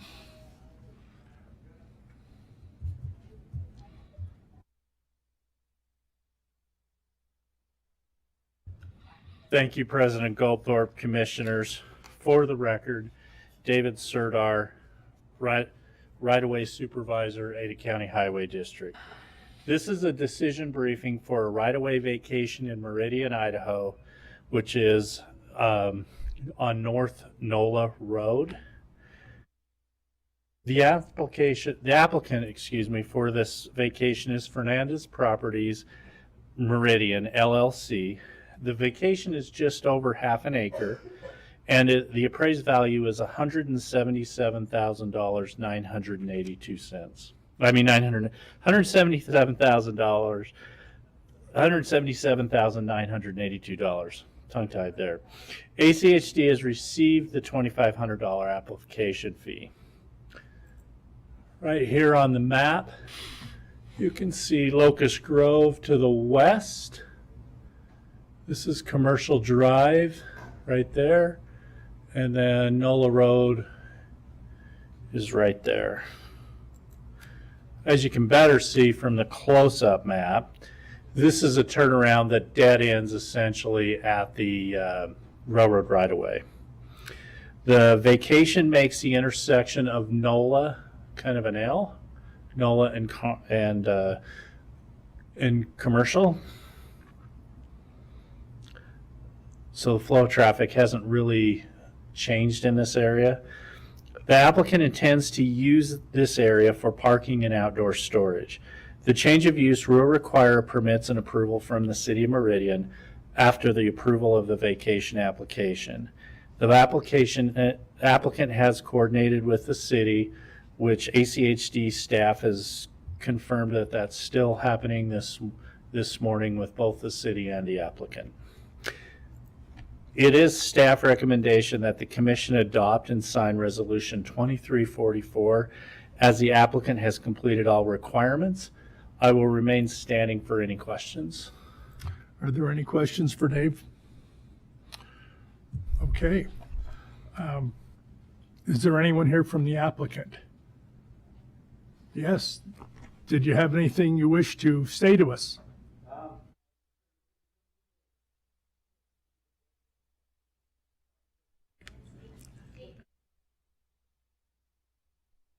My name is Shelby Allen Rail, and I work for Concrete Construction Supply. We have been in business for over 35 years, and over those 35 years, we have seen a lot of success, thank goodness. And in the past 5 years, we've seen even more success. We've averaged 20% growth in our company-wide, and then 35% growth in our rebar. And that's the biggest reason for our request for this vacation of the NOLA property, is because we are busting at the seams. 8 years ago, we did 1 million pounds of rebar fabrication that went in all buildings all around Ada County.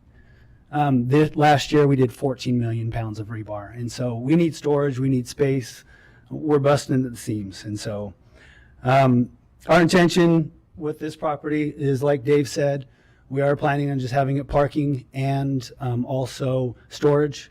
We are planning on honoring all easements that go along with this. We're not planning on building on it at all. We hope that everybody supports this. It will be a big thing for our company. And also, as you can see, I think it will increase flow and traffic. Any questions at all? I have none, but I will observe that's a rebar. That's a lot of political signs. That's a lot of rebar, yes.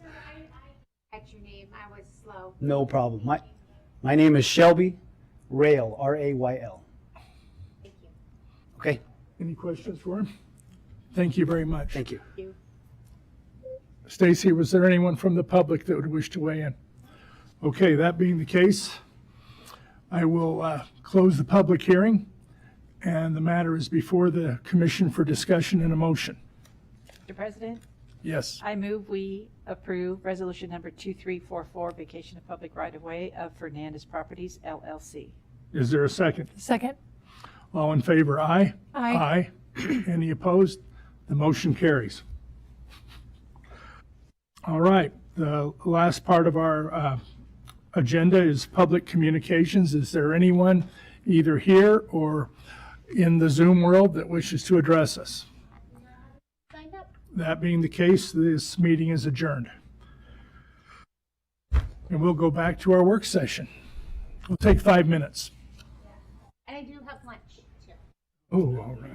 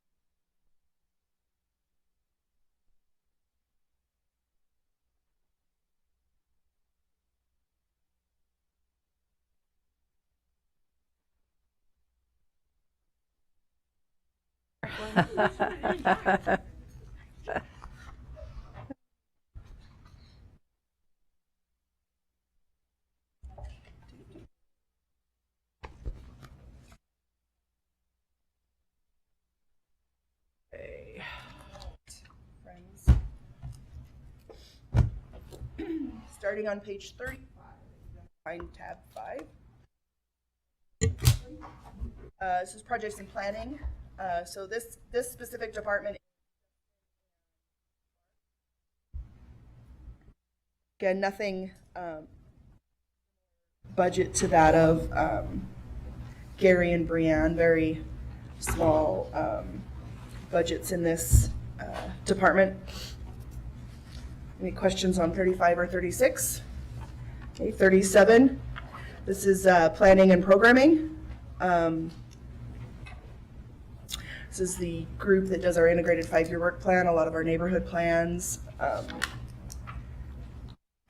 This is where our new ped and bike coordinator is budgeted. On about almost to the bottom of the page, you'll see printing. That is for bike maps. We print bike maps every other year. The FY21 budget will be adjusted in a couple weeks, and then I will be truing up all these amounts, so it'll just show in FY22. On page 38, at the bottom, you'll see a Barber Valley neighborhood plan. So we've been through, we're finishing up the last of significant number of the neighborhood plans, and so we're kind of starting back over, doing a re-review of what's going on there. I don't know if we've already done have we done a Barber Valley one? I have a question for him. And then we'll head on to the central bench and continue through each of them. Our goal is to be back in those areas every 10 years. On page 39, we're starting some early geotech evaluation. This is for all of our maintenance, arterial and collector capital maintenance, residential capital maintenance. We're going to do some early geotech before the design process so that we know what we're getting into with those. There are times when we get into those neighborhoods or whatever, and we'll just want to do a repave and reclaim, and it needs a full rebuild. So this is an opportunity for us to go through. We already know what treatment to be done to help us advance some of those projects more quickly. On the scoping support, this is one that we are now going to begin outsourcing all of our scoping projects. So as projects come in, we have a scoping team that goes out and reviews those. We're going to start outsourcing those to alleviate some of the pressure on staff. It's a significant amount of staff time that we seem to lose. Mm-hmm.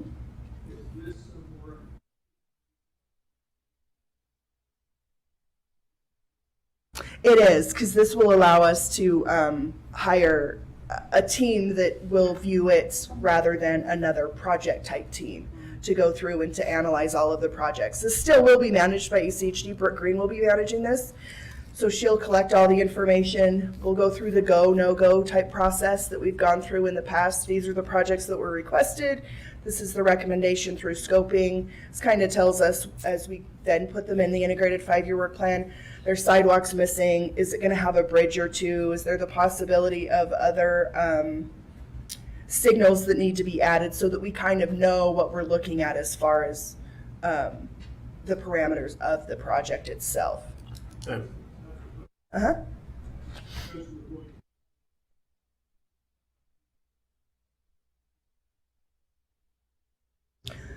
Yes, absolutely. Brooke Green's been in charge of the scoping efforts with an in-house team in the past, and so she will make sure that through this process that we get all the information that's needed from that outsourcing.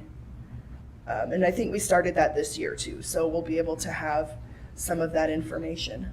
Very good. She does a good job. Yes. Oh, I'm sorry. You know, it's not like anybody misses hearing me, right? Mr. President, again, we do get a very good return on investment because we are not having the requirement to fund benefits and such, and the scoping effort is not something that's done every day. Right. It does take a tremendous amount of time from our team members when they have to go out. So this is a, quite frankly, a better use of resources. Well, part of my concern is just I know what kind of a job that we do. Yes. Yes. No, we're holding Justin definitely accountable. All right. Yes. Okay, and then we'll turn on to page 40. This is projects. Pardon me. This is where our project managers, project assistants, utilities crews, the crews that manage the utilities for us, and coordinate all of those along all of our projects, are housed in this department. Page 41. 42, nothing overly crazy. Most of their money is in the capital budget, which is what they're responsible for spending. Okay, on to page 43, the Which right you'll of... see next week.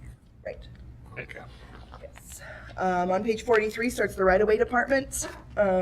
We are adding, again, a project team member for the right-of-way team, a right-of-way agent, to assist with all the additional right-of-way.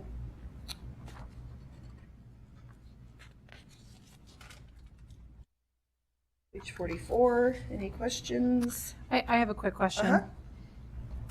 The taxes for irrigation and drainage, could you explain that to me?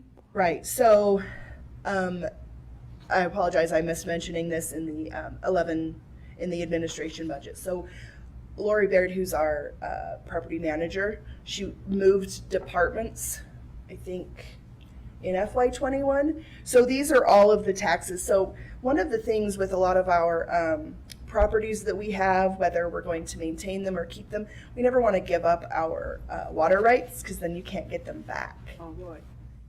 So this is on both properties that we rent out, properties that we keep, properties that we maintain, all of that kind of stuff is our irrigation availability for those properties.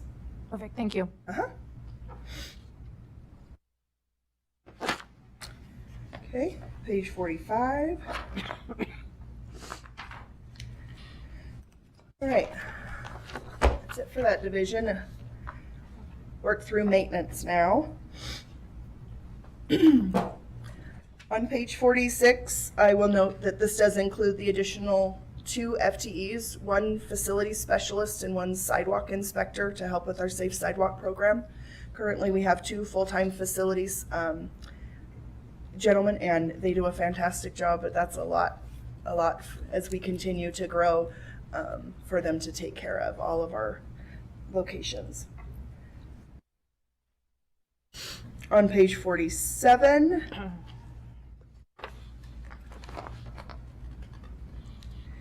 the reason for office supplies being the amount that it is in here is that all desks, stand-up desks, replacement chairs, that type of stuff come out of the maintenance facilities budget. Dawn and Pedro help coordinate that, as well as any office modifications that we've done. We did some office modifications over in the planning area to allow for sectioned off office spaces. On page 48, through training and travel. Page 49, significant number on this page is related to all of our contracts that we have to help us keep our facilities going. Carpet and paints, building repairs, HVAC, janitorial, all of those types of things. And these amounts are updated based on when we get bids in, because we do typically go out to bid each year for a lot of these services. We'll see an increase in our security control contract due to the new sites, having the security patrol company go out and take a look around at those sites just to make sure that everything's good out there. On the bottom of page 49, it says Adams and Cloverdale fuel pedestal and dispenser replacement. You'll see this as a correction in your updated packet. I misunderstood. I thought it was $90,000 for both of them. but it's $90,000 per year. So I will be adding $90,000 in FY23 for that. And again, you'll see that, and I'll call it out in the budget updates for that. But I did misunderstand my notes. On page 50, the Cloverdale Decant sewer connection, we're working on a design to construct and to connect to the city of Boise's sewer system. Currently, we wait for it to all dry out and then we haul it to the landfill.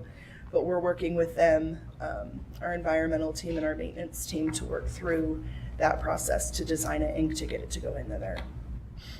Christine, what would, under that same bucket, the miscellaneous projects for 25,000, can you explain what some of those projects might be?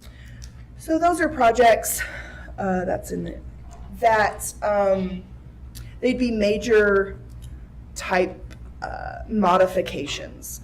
So, and if I'm getting to accounting, you tell me. Anything in a 600 account has to be capitalized. So this would be any type of project that's over $5,000. If we redid,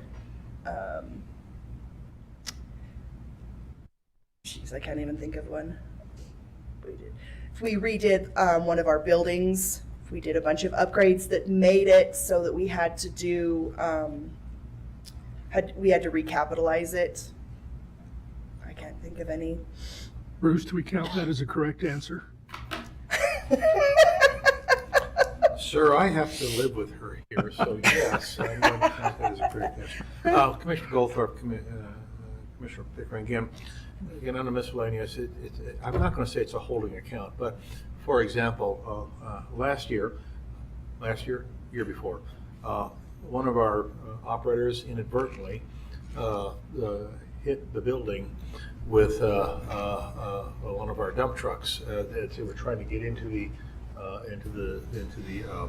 well, we had to do some repair on, not the building itself, but some of the doors and such.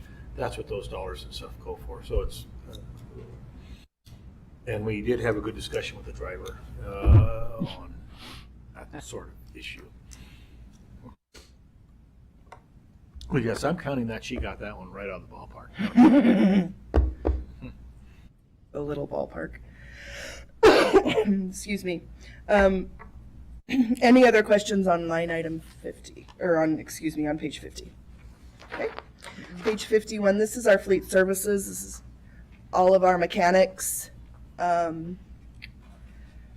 fleet coordinator.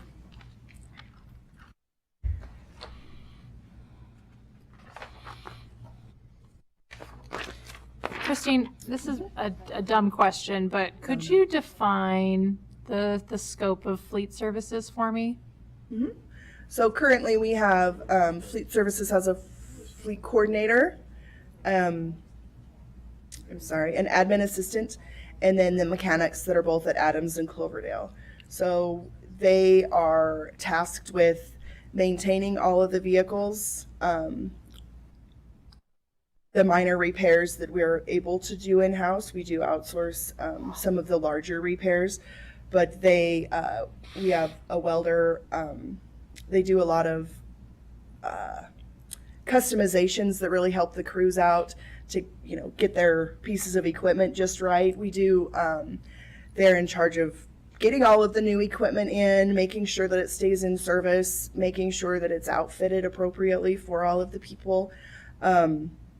You'll see as we go, we have a parts subcontractor that's on site. So he does a lot of our running for parts and pieces because we have a non-inventory for maintenance parts. But they're in charge of all of the equipment, making sure all of it works, coordinating if we need to get oil changed, if we need to get some major thing done, if we need it towed. All of that kind of stuff. That makes sense. Thank you. Mm-hmm. Mr. President, Commissioner Pickering, again, several years ago, we elected, the district had a rather large parts supply that was eating up capital. So we went to what I call just-in-time logistics, where we're able to keep a smaller amount of parts and stuff on hand, but at the same token, we're very confident that our suppliers are able to get these things that we need to them very quickly. So it does save us money across the board. And as I think I shared with you last week or the week prior, our fleet team has got this down to such a science that quarterly I can tell you by the penny, by the machine, exactly what it's costing us to move forward. And I think that's a huge accomplishment on their part to be able to do that. Okay. On page 52, I will note that where it says mobile radios and accessories, currently it's shown in the FY21 and FY22 budget. We are moving that out of the FY21 budget. This is one of the several items that we've had delays in being able to receive due to the chip shortage, also affecting our ability to get vehicles. So this is changing all of our radios from analog to digital. Excuse me. On page 53, again, about halfway down the page, you'll see this is where our parts non-inventory account is. So this is, again, the just-in-time charges from NAPA, and that does go out to bid before we award that contract. And NAPA has been the one that's just been the responsive winner. Christine? Yeah? On the last section here, under the airboard trailer, HOPAC, large, all of those bits except for obviously USTIC 1, are all of those pieces of equipment going to USTIC or? No. No, Commissioner Pickering, they're not. Only the ones labeled USTIC will be for USTIC. Okay. The other ones, if they have a number next to them, those are how we identify the vehicles. So those are showing as replacements for those.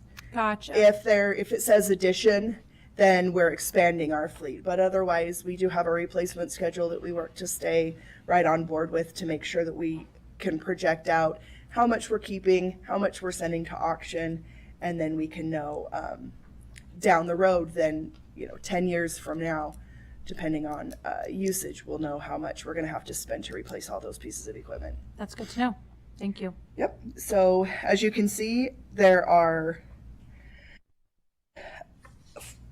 a handful of items for the USTIC yard. Again, we will work to purchase these this next year as we begin to stand up USTIC with the proposed 10 FTEs.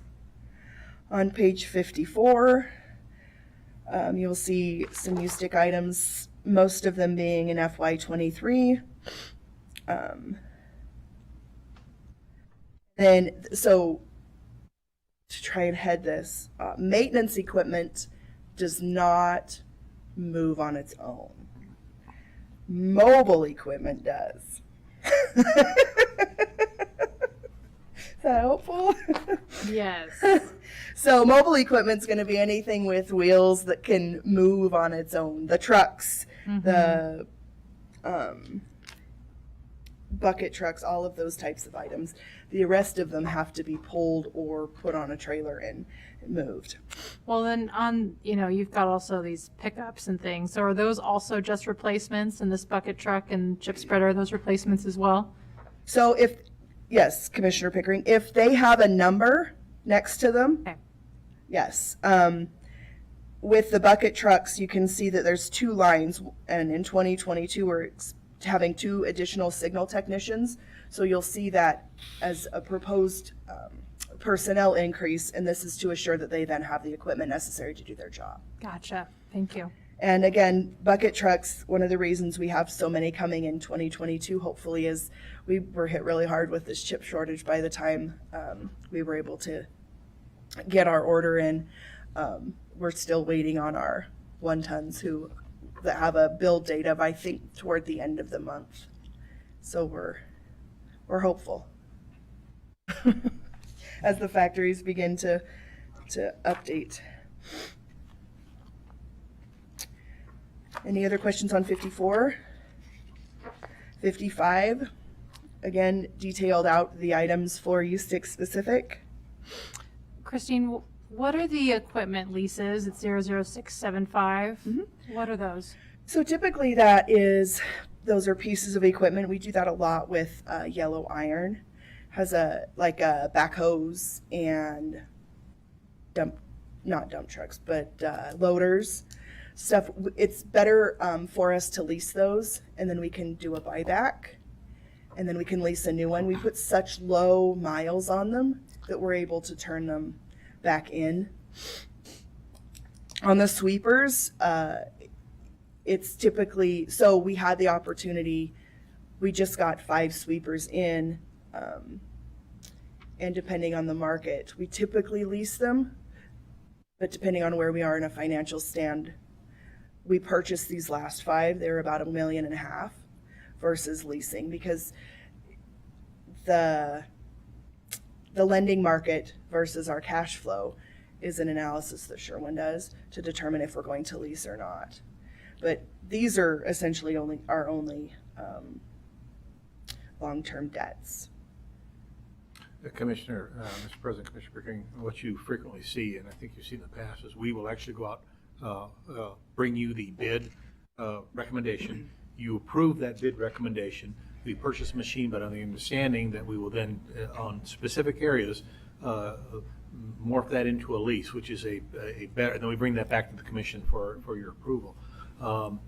In today's market, again, talking about these sweepers, it was more advantageous to the district to purchase them than to lease them based on the rates and everything that was going forward. But again, you'll always know when we bring equipment forward to say our objective here is to turn this into a lease after we purchase for the betterment of the district.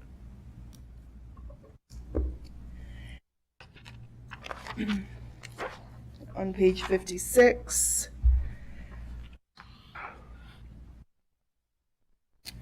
this is where we have all of our bigger services on our vehicles. This is where all the oil changes are when our big heavy rigs need repaired or towed to the repair shop. Any of those major repairs that we don't do in-house is where this is. Those are budgeted, and when they're paid, they do get paid against the vehicle, so we can track those. Okay, on page 57, Adams maintenance.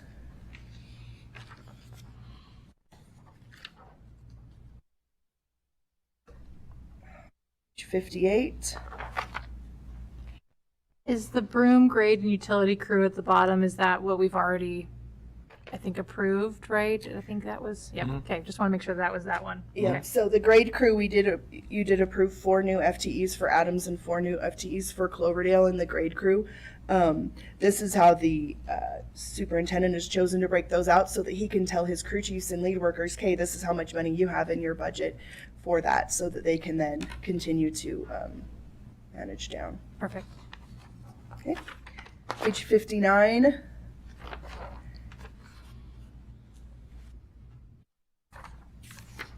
Page 60. So one of the things that you'll see when we get to also Cloverdale is toward the top of Adams, you'll see material liquid asphalt. So Adams pays for all of the liquid asphalt related to chip sealing, and Cloverdale pays for all of the chips. Because they can overlap. We used to switch every other year. So Adams would pay for oil one year and then Cloverdale would. And that makes an analytical nightmare. So this way, Adams always pays for it. It just comes out of the Adams budget. They, both crews use it, gets distributed throughout the entire valley. And then with the chips, Cloverdale manages that contract.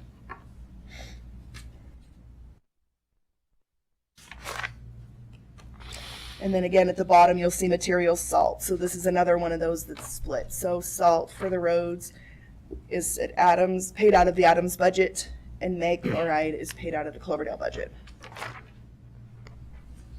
On page 61, I will call out the manhole collar contract. This is something we've started in the last couple of years. It's been pretty successful. We started with $50,000 or $75,000, and we just keep upping it based on what the availability is of the contractor, and it's been a very popular process. Christina, I was actually going to ask you to kind of expand on the contract a little bit if you can. So as we chip seal over roads, the manhole collars get deeper and deeper. And so we hire a company that goes in and raises those collars back up so there's not like those big bumps as you're driving down That's the road. great. One of the things that happens when you expand a road from a 2 or 3 lane to a 5 lane is you might have those manhole collars in the middle of the road, and then when you widen the road, they end up in the middle of a travel lane. And so this is helping to maintain that smooth, because after a few chip seal applications, you end up with those big divots. Okay, page 62. This is the Cloverdale budget.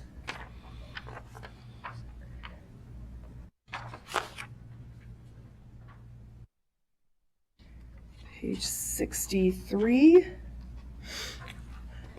Toward the bottom under small tools, you had mentioned in the previous department about the grade crew and utility crew.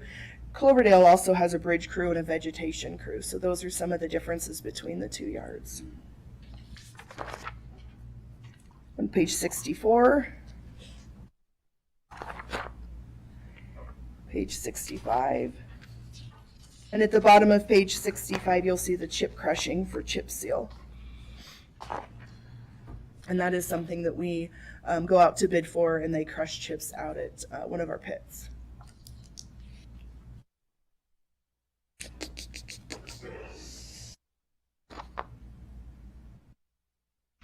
Any questions on page 66? All right. Page 68. So this is the Ustick maintenance site. We're proposing 10 new FTEs in FY22. And then an additional 10, I think, increase in 23 as a projection to see. Of course, this depends on site development and availability of funding, employment, stuff like that. So these are best guesses on anticipated once we get the crews on board and going, that these will be the supplies needed to ensure that they can get their job done. I will note on page, I apologize, on page 70, where it says material gravel, it says 15,000 in 22 and 2,000 in 23. It should be 20,000 in 23. So I will be correcting that. That was an error on my part. Christine, is the freight on page 68, is that freight for tools and supplies, or is it bigger than that? It can be that. Sometimes there's freight also in Adams and Cloverdale, and it kind of depends. Okay. We pay a freight and a delivery fee for oil that gets delivered, because we have oil delivered to our sites. We have chips delivered to strategically place them close to where we are chip sealing, so we're not always going out to the pit to get them. So we have chips strategically placed throughout, and so those are the costs to have another company come and move those all around for us.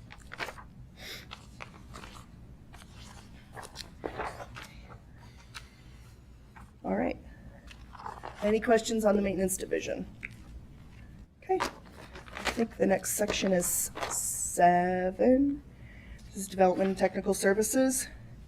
This first line, or first count, page 72 and 73 are Gary and his senior admin assistant. Department, page 74 does include a design engineer. This is related to the project team FTEs.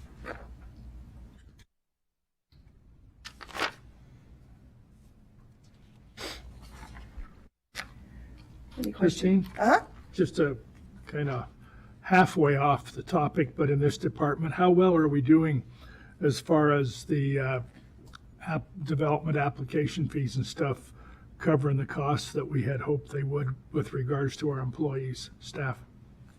Awesome. Gary stays on that pretty good. Okay. Page 76.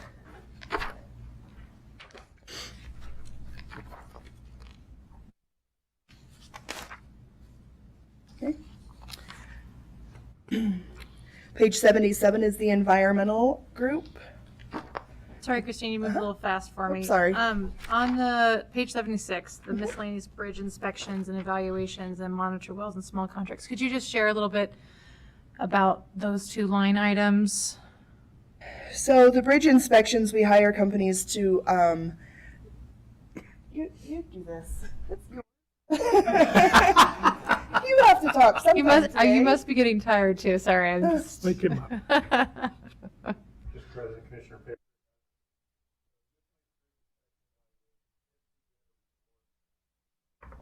Anyone. Whatever it is.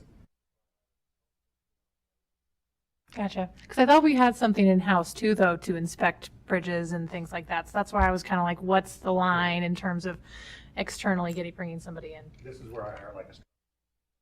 Gotcha. Whatever. Okay, thank you. Good job.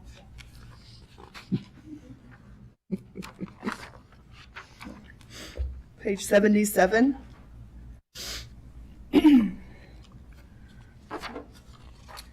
Page 78. Excuse me.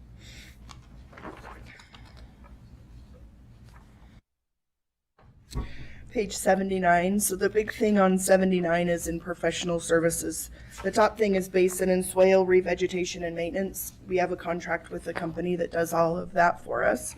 And then a significant number of these are related to our NPDES contracts, monitoring requirements.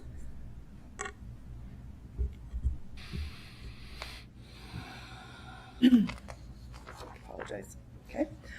On page 80, this is where the project inspectors are. Inspectors that inspect all of our projects are out there with our contractors on our capital projects each and every day.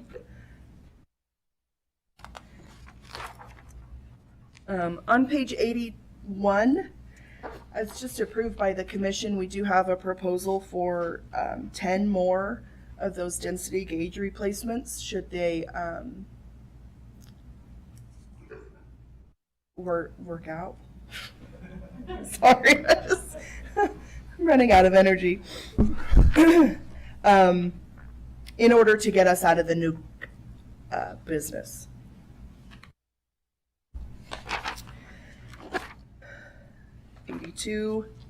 The testing services, or if we ever need an outside company to test any borings or anything that we do on projects to test compaction and stuff. We do a lot of that in-house, but this is just in the chance that we need some additional outside help. Traffic operations, these are, this is where our paint crew is, our signal techs, those individuals that install those items. We do have 2 proposed electronic or signal techs starting in FY22. This is also at the bottom, you'll see this is where we pay for all of the street light power. So we do get a bill monthly from Idaho Power for all of that.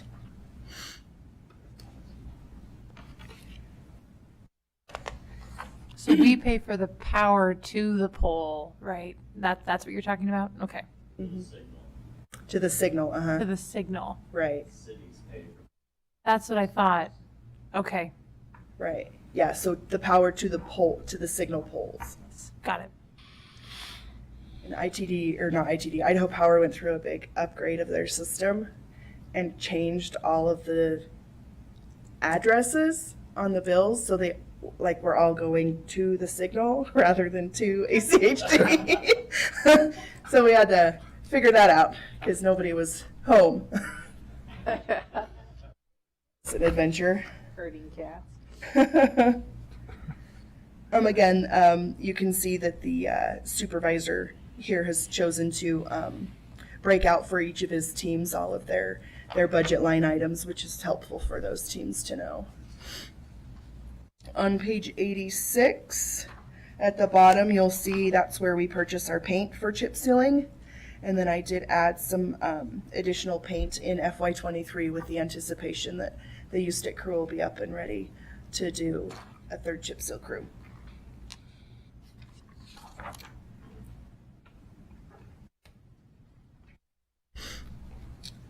On page 87, you'll see signal pole inspection. This is something that we do every other year. We have an engineer, we hire an engineer to go out and test to make sure the load on the mast arms is appropriate.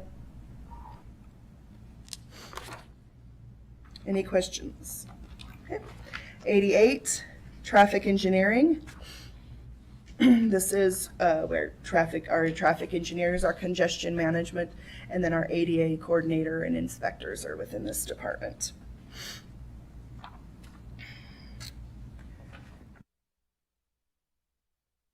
On page 89,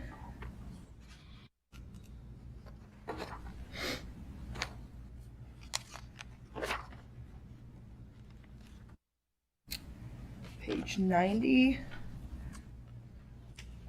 Toward the bottom of page 90, you'll see under professional services, roundabout policy update. This is something that's been anticipated to be updated. We haven't updated it since about 2009, so we're looking to hire a consultant to help us update our traffic or our roundabout policy. And the traffic signal timing evaluation, this has to do with, we are currently doing a project down Eagle Road, working on updating the radars, updating the sensors, all of that kind of stuff for more real-time adjustments on off-peak hours. And then on page 91. Christine, Yep. Christine, what is, and sorry, I probably should have asked this a long time ago, but what's CM versus TE? CM is congestion management. Okay. So that's our TMC. Gotcha. And TE is traffic engineering. Gotcha. They're two sub little departments in there. Little coding there. And then on like camera cleaning, the detection equipment, those line items, they're not, listed on the FY20 and 21 budgets, but were they part of those budgets or is this a new cost? It was hard for me to kind of tell. Yeah, no, they are done. We do camera cleaning every year. Okay. The SPM detection equipment installation, this is one that, hasn't been done every year. This year we're doing Eagle Road. We're anticipating to do some of the other major corridors related to that. Okay. And I didn't realize that, well, I mean, it makes sense, but the speed bump install rehab, that bucket's only $10,000. So those are just ones that we do in-house. So our in-house traffic engineers would design them and then contract those out versus, and they're, excuse me, on a smaller scale. This isn't, we don't spend $10,000 in total. Thank you. These are just any that need repaired, any that need new install, that is something that our traffic engineers in-house design. Thank you. Mm-hmm. Okay, page 92. So these are our favorite folks that take care of all of the development applications and assess impact fees and review all of that, all of those things for us. You will see that we do have an increase in development services tech too. And then I will show that below, you'll see that our student interns was able to go from 3 interns to 2 with the increase of those 2 positions, as well as helping us maintain our quick turnaround. Excuse me. This is also where Dennis Meredith, who does our drone and some of our bridge inspections with his remote control. Dune buggy, mini. Yeah, with his inspection equipment. It's not my forte. He's the only guy here that pays us to work for us, right? Right. Yeah, Dennis waited till he got his dream job. Yep. Excuse me, the other thing, the very important people that are within this department are the zone and sub-inspectors. So those are the inspectors that make sure that those people, those companies that are pulling permits are doing an appropriate job we're making sure that they are following the permit appropriately. And after page 94, that is all I have. We will begin at page 95 next week. Thank you, Christine. You did a great job.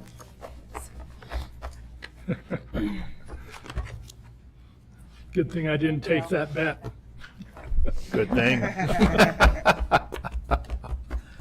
Well, Commissioners, as Christine has just ended, this is your first shot at revenue and ops. Next week, it's capital projects. At this point, we'll stand for any questions you might have for today, and then in any you may have in it for anticipation for next week. That's based on what we just went through here. Has Christine changed her phone number?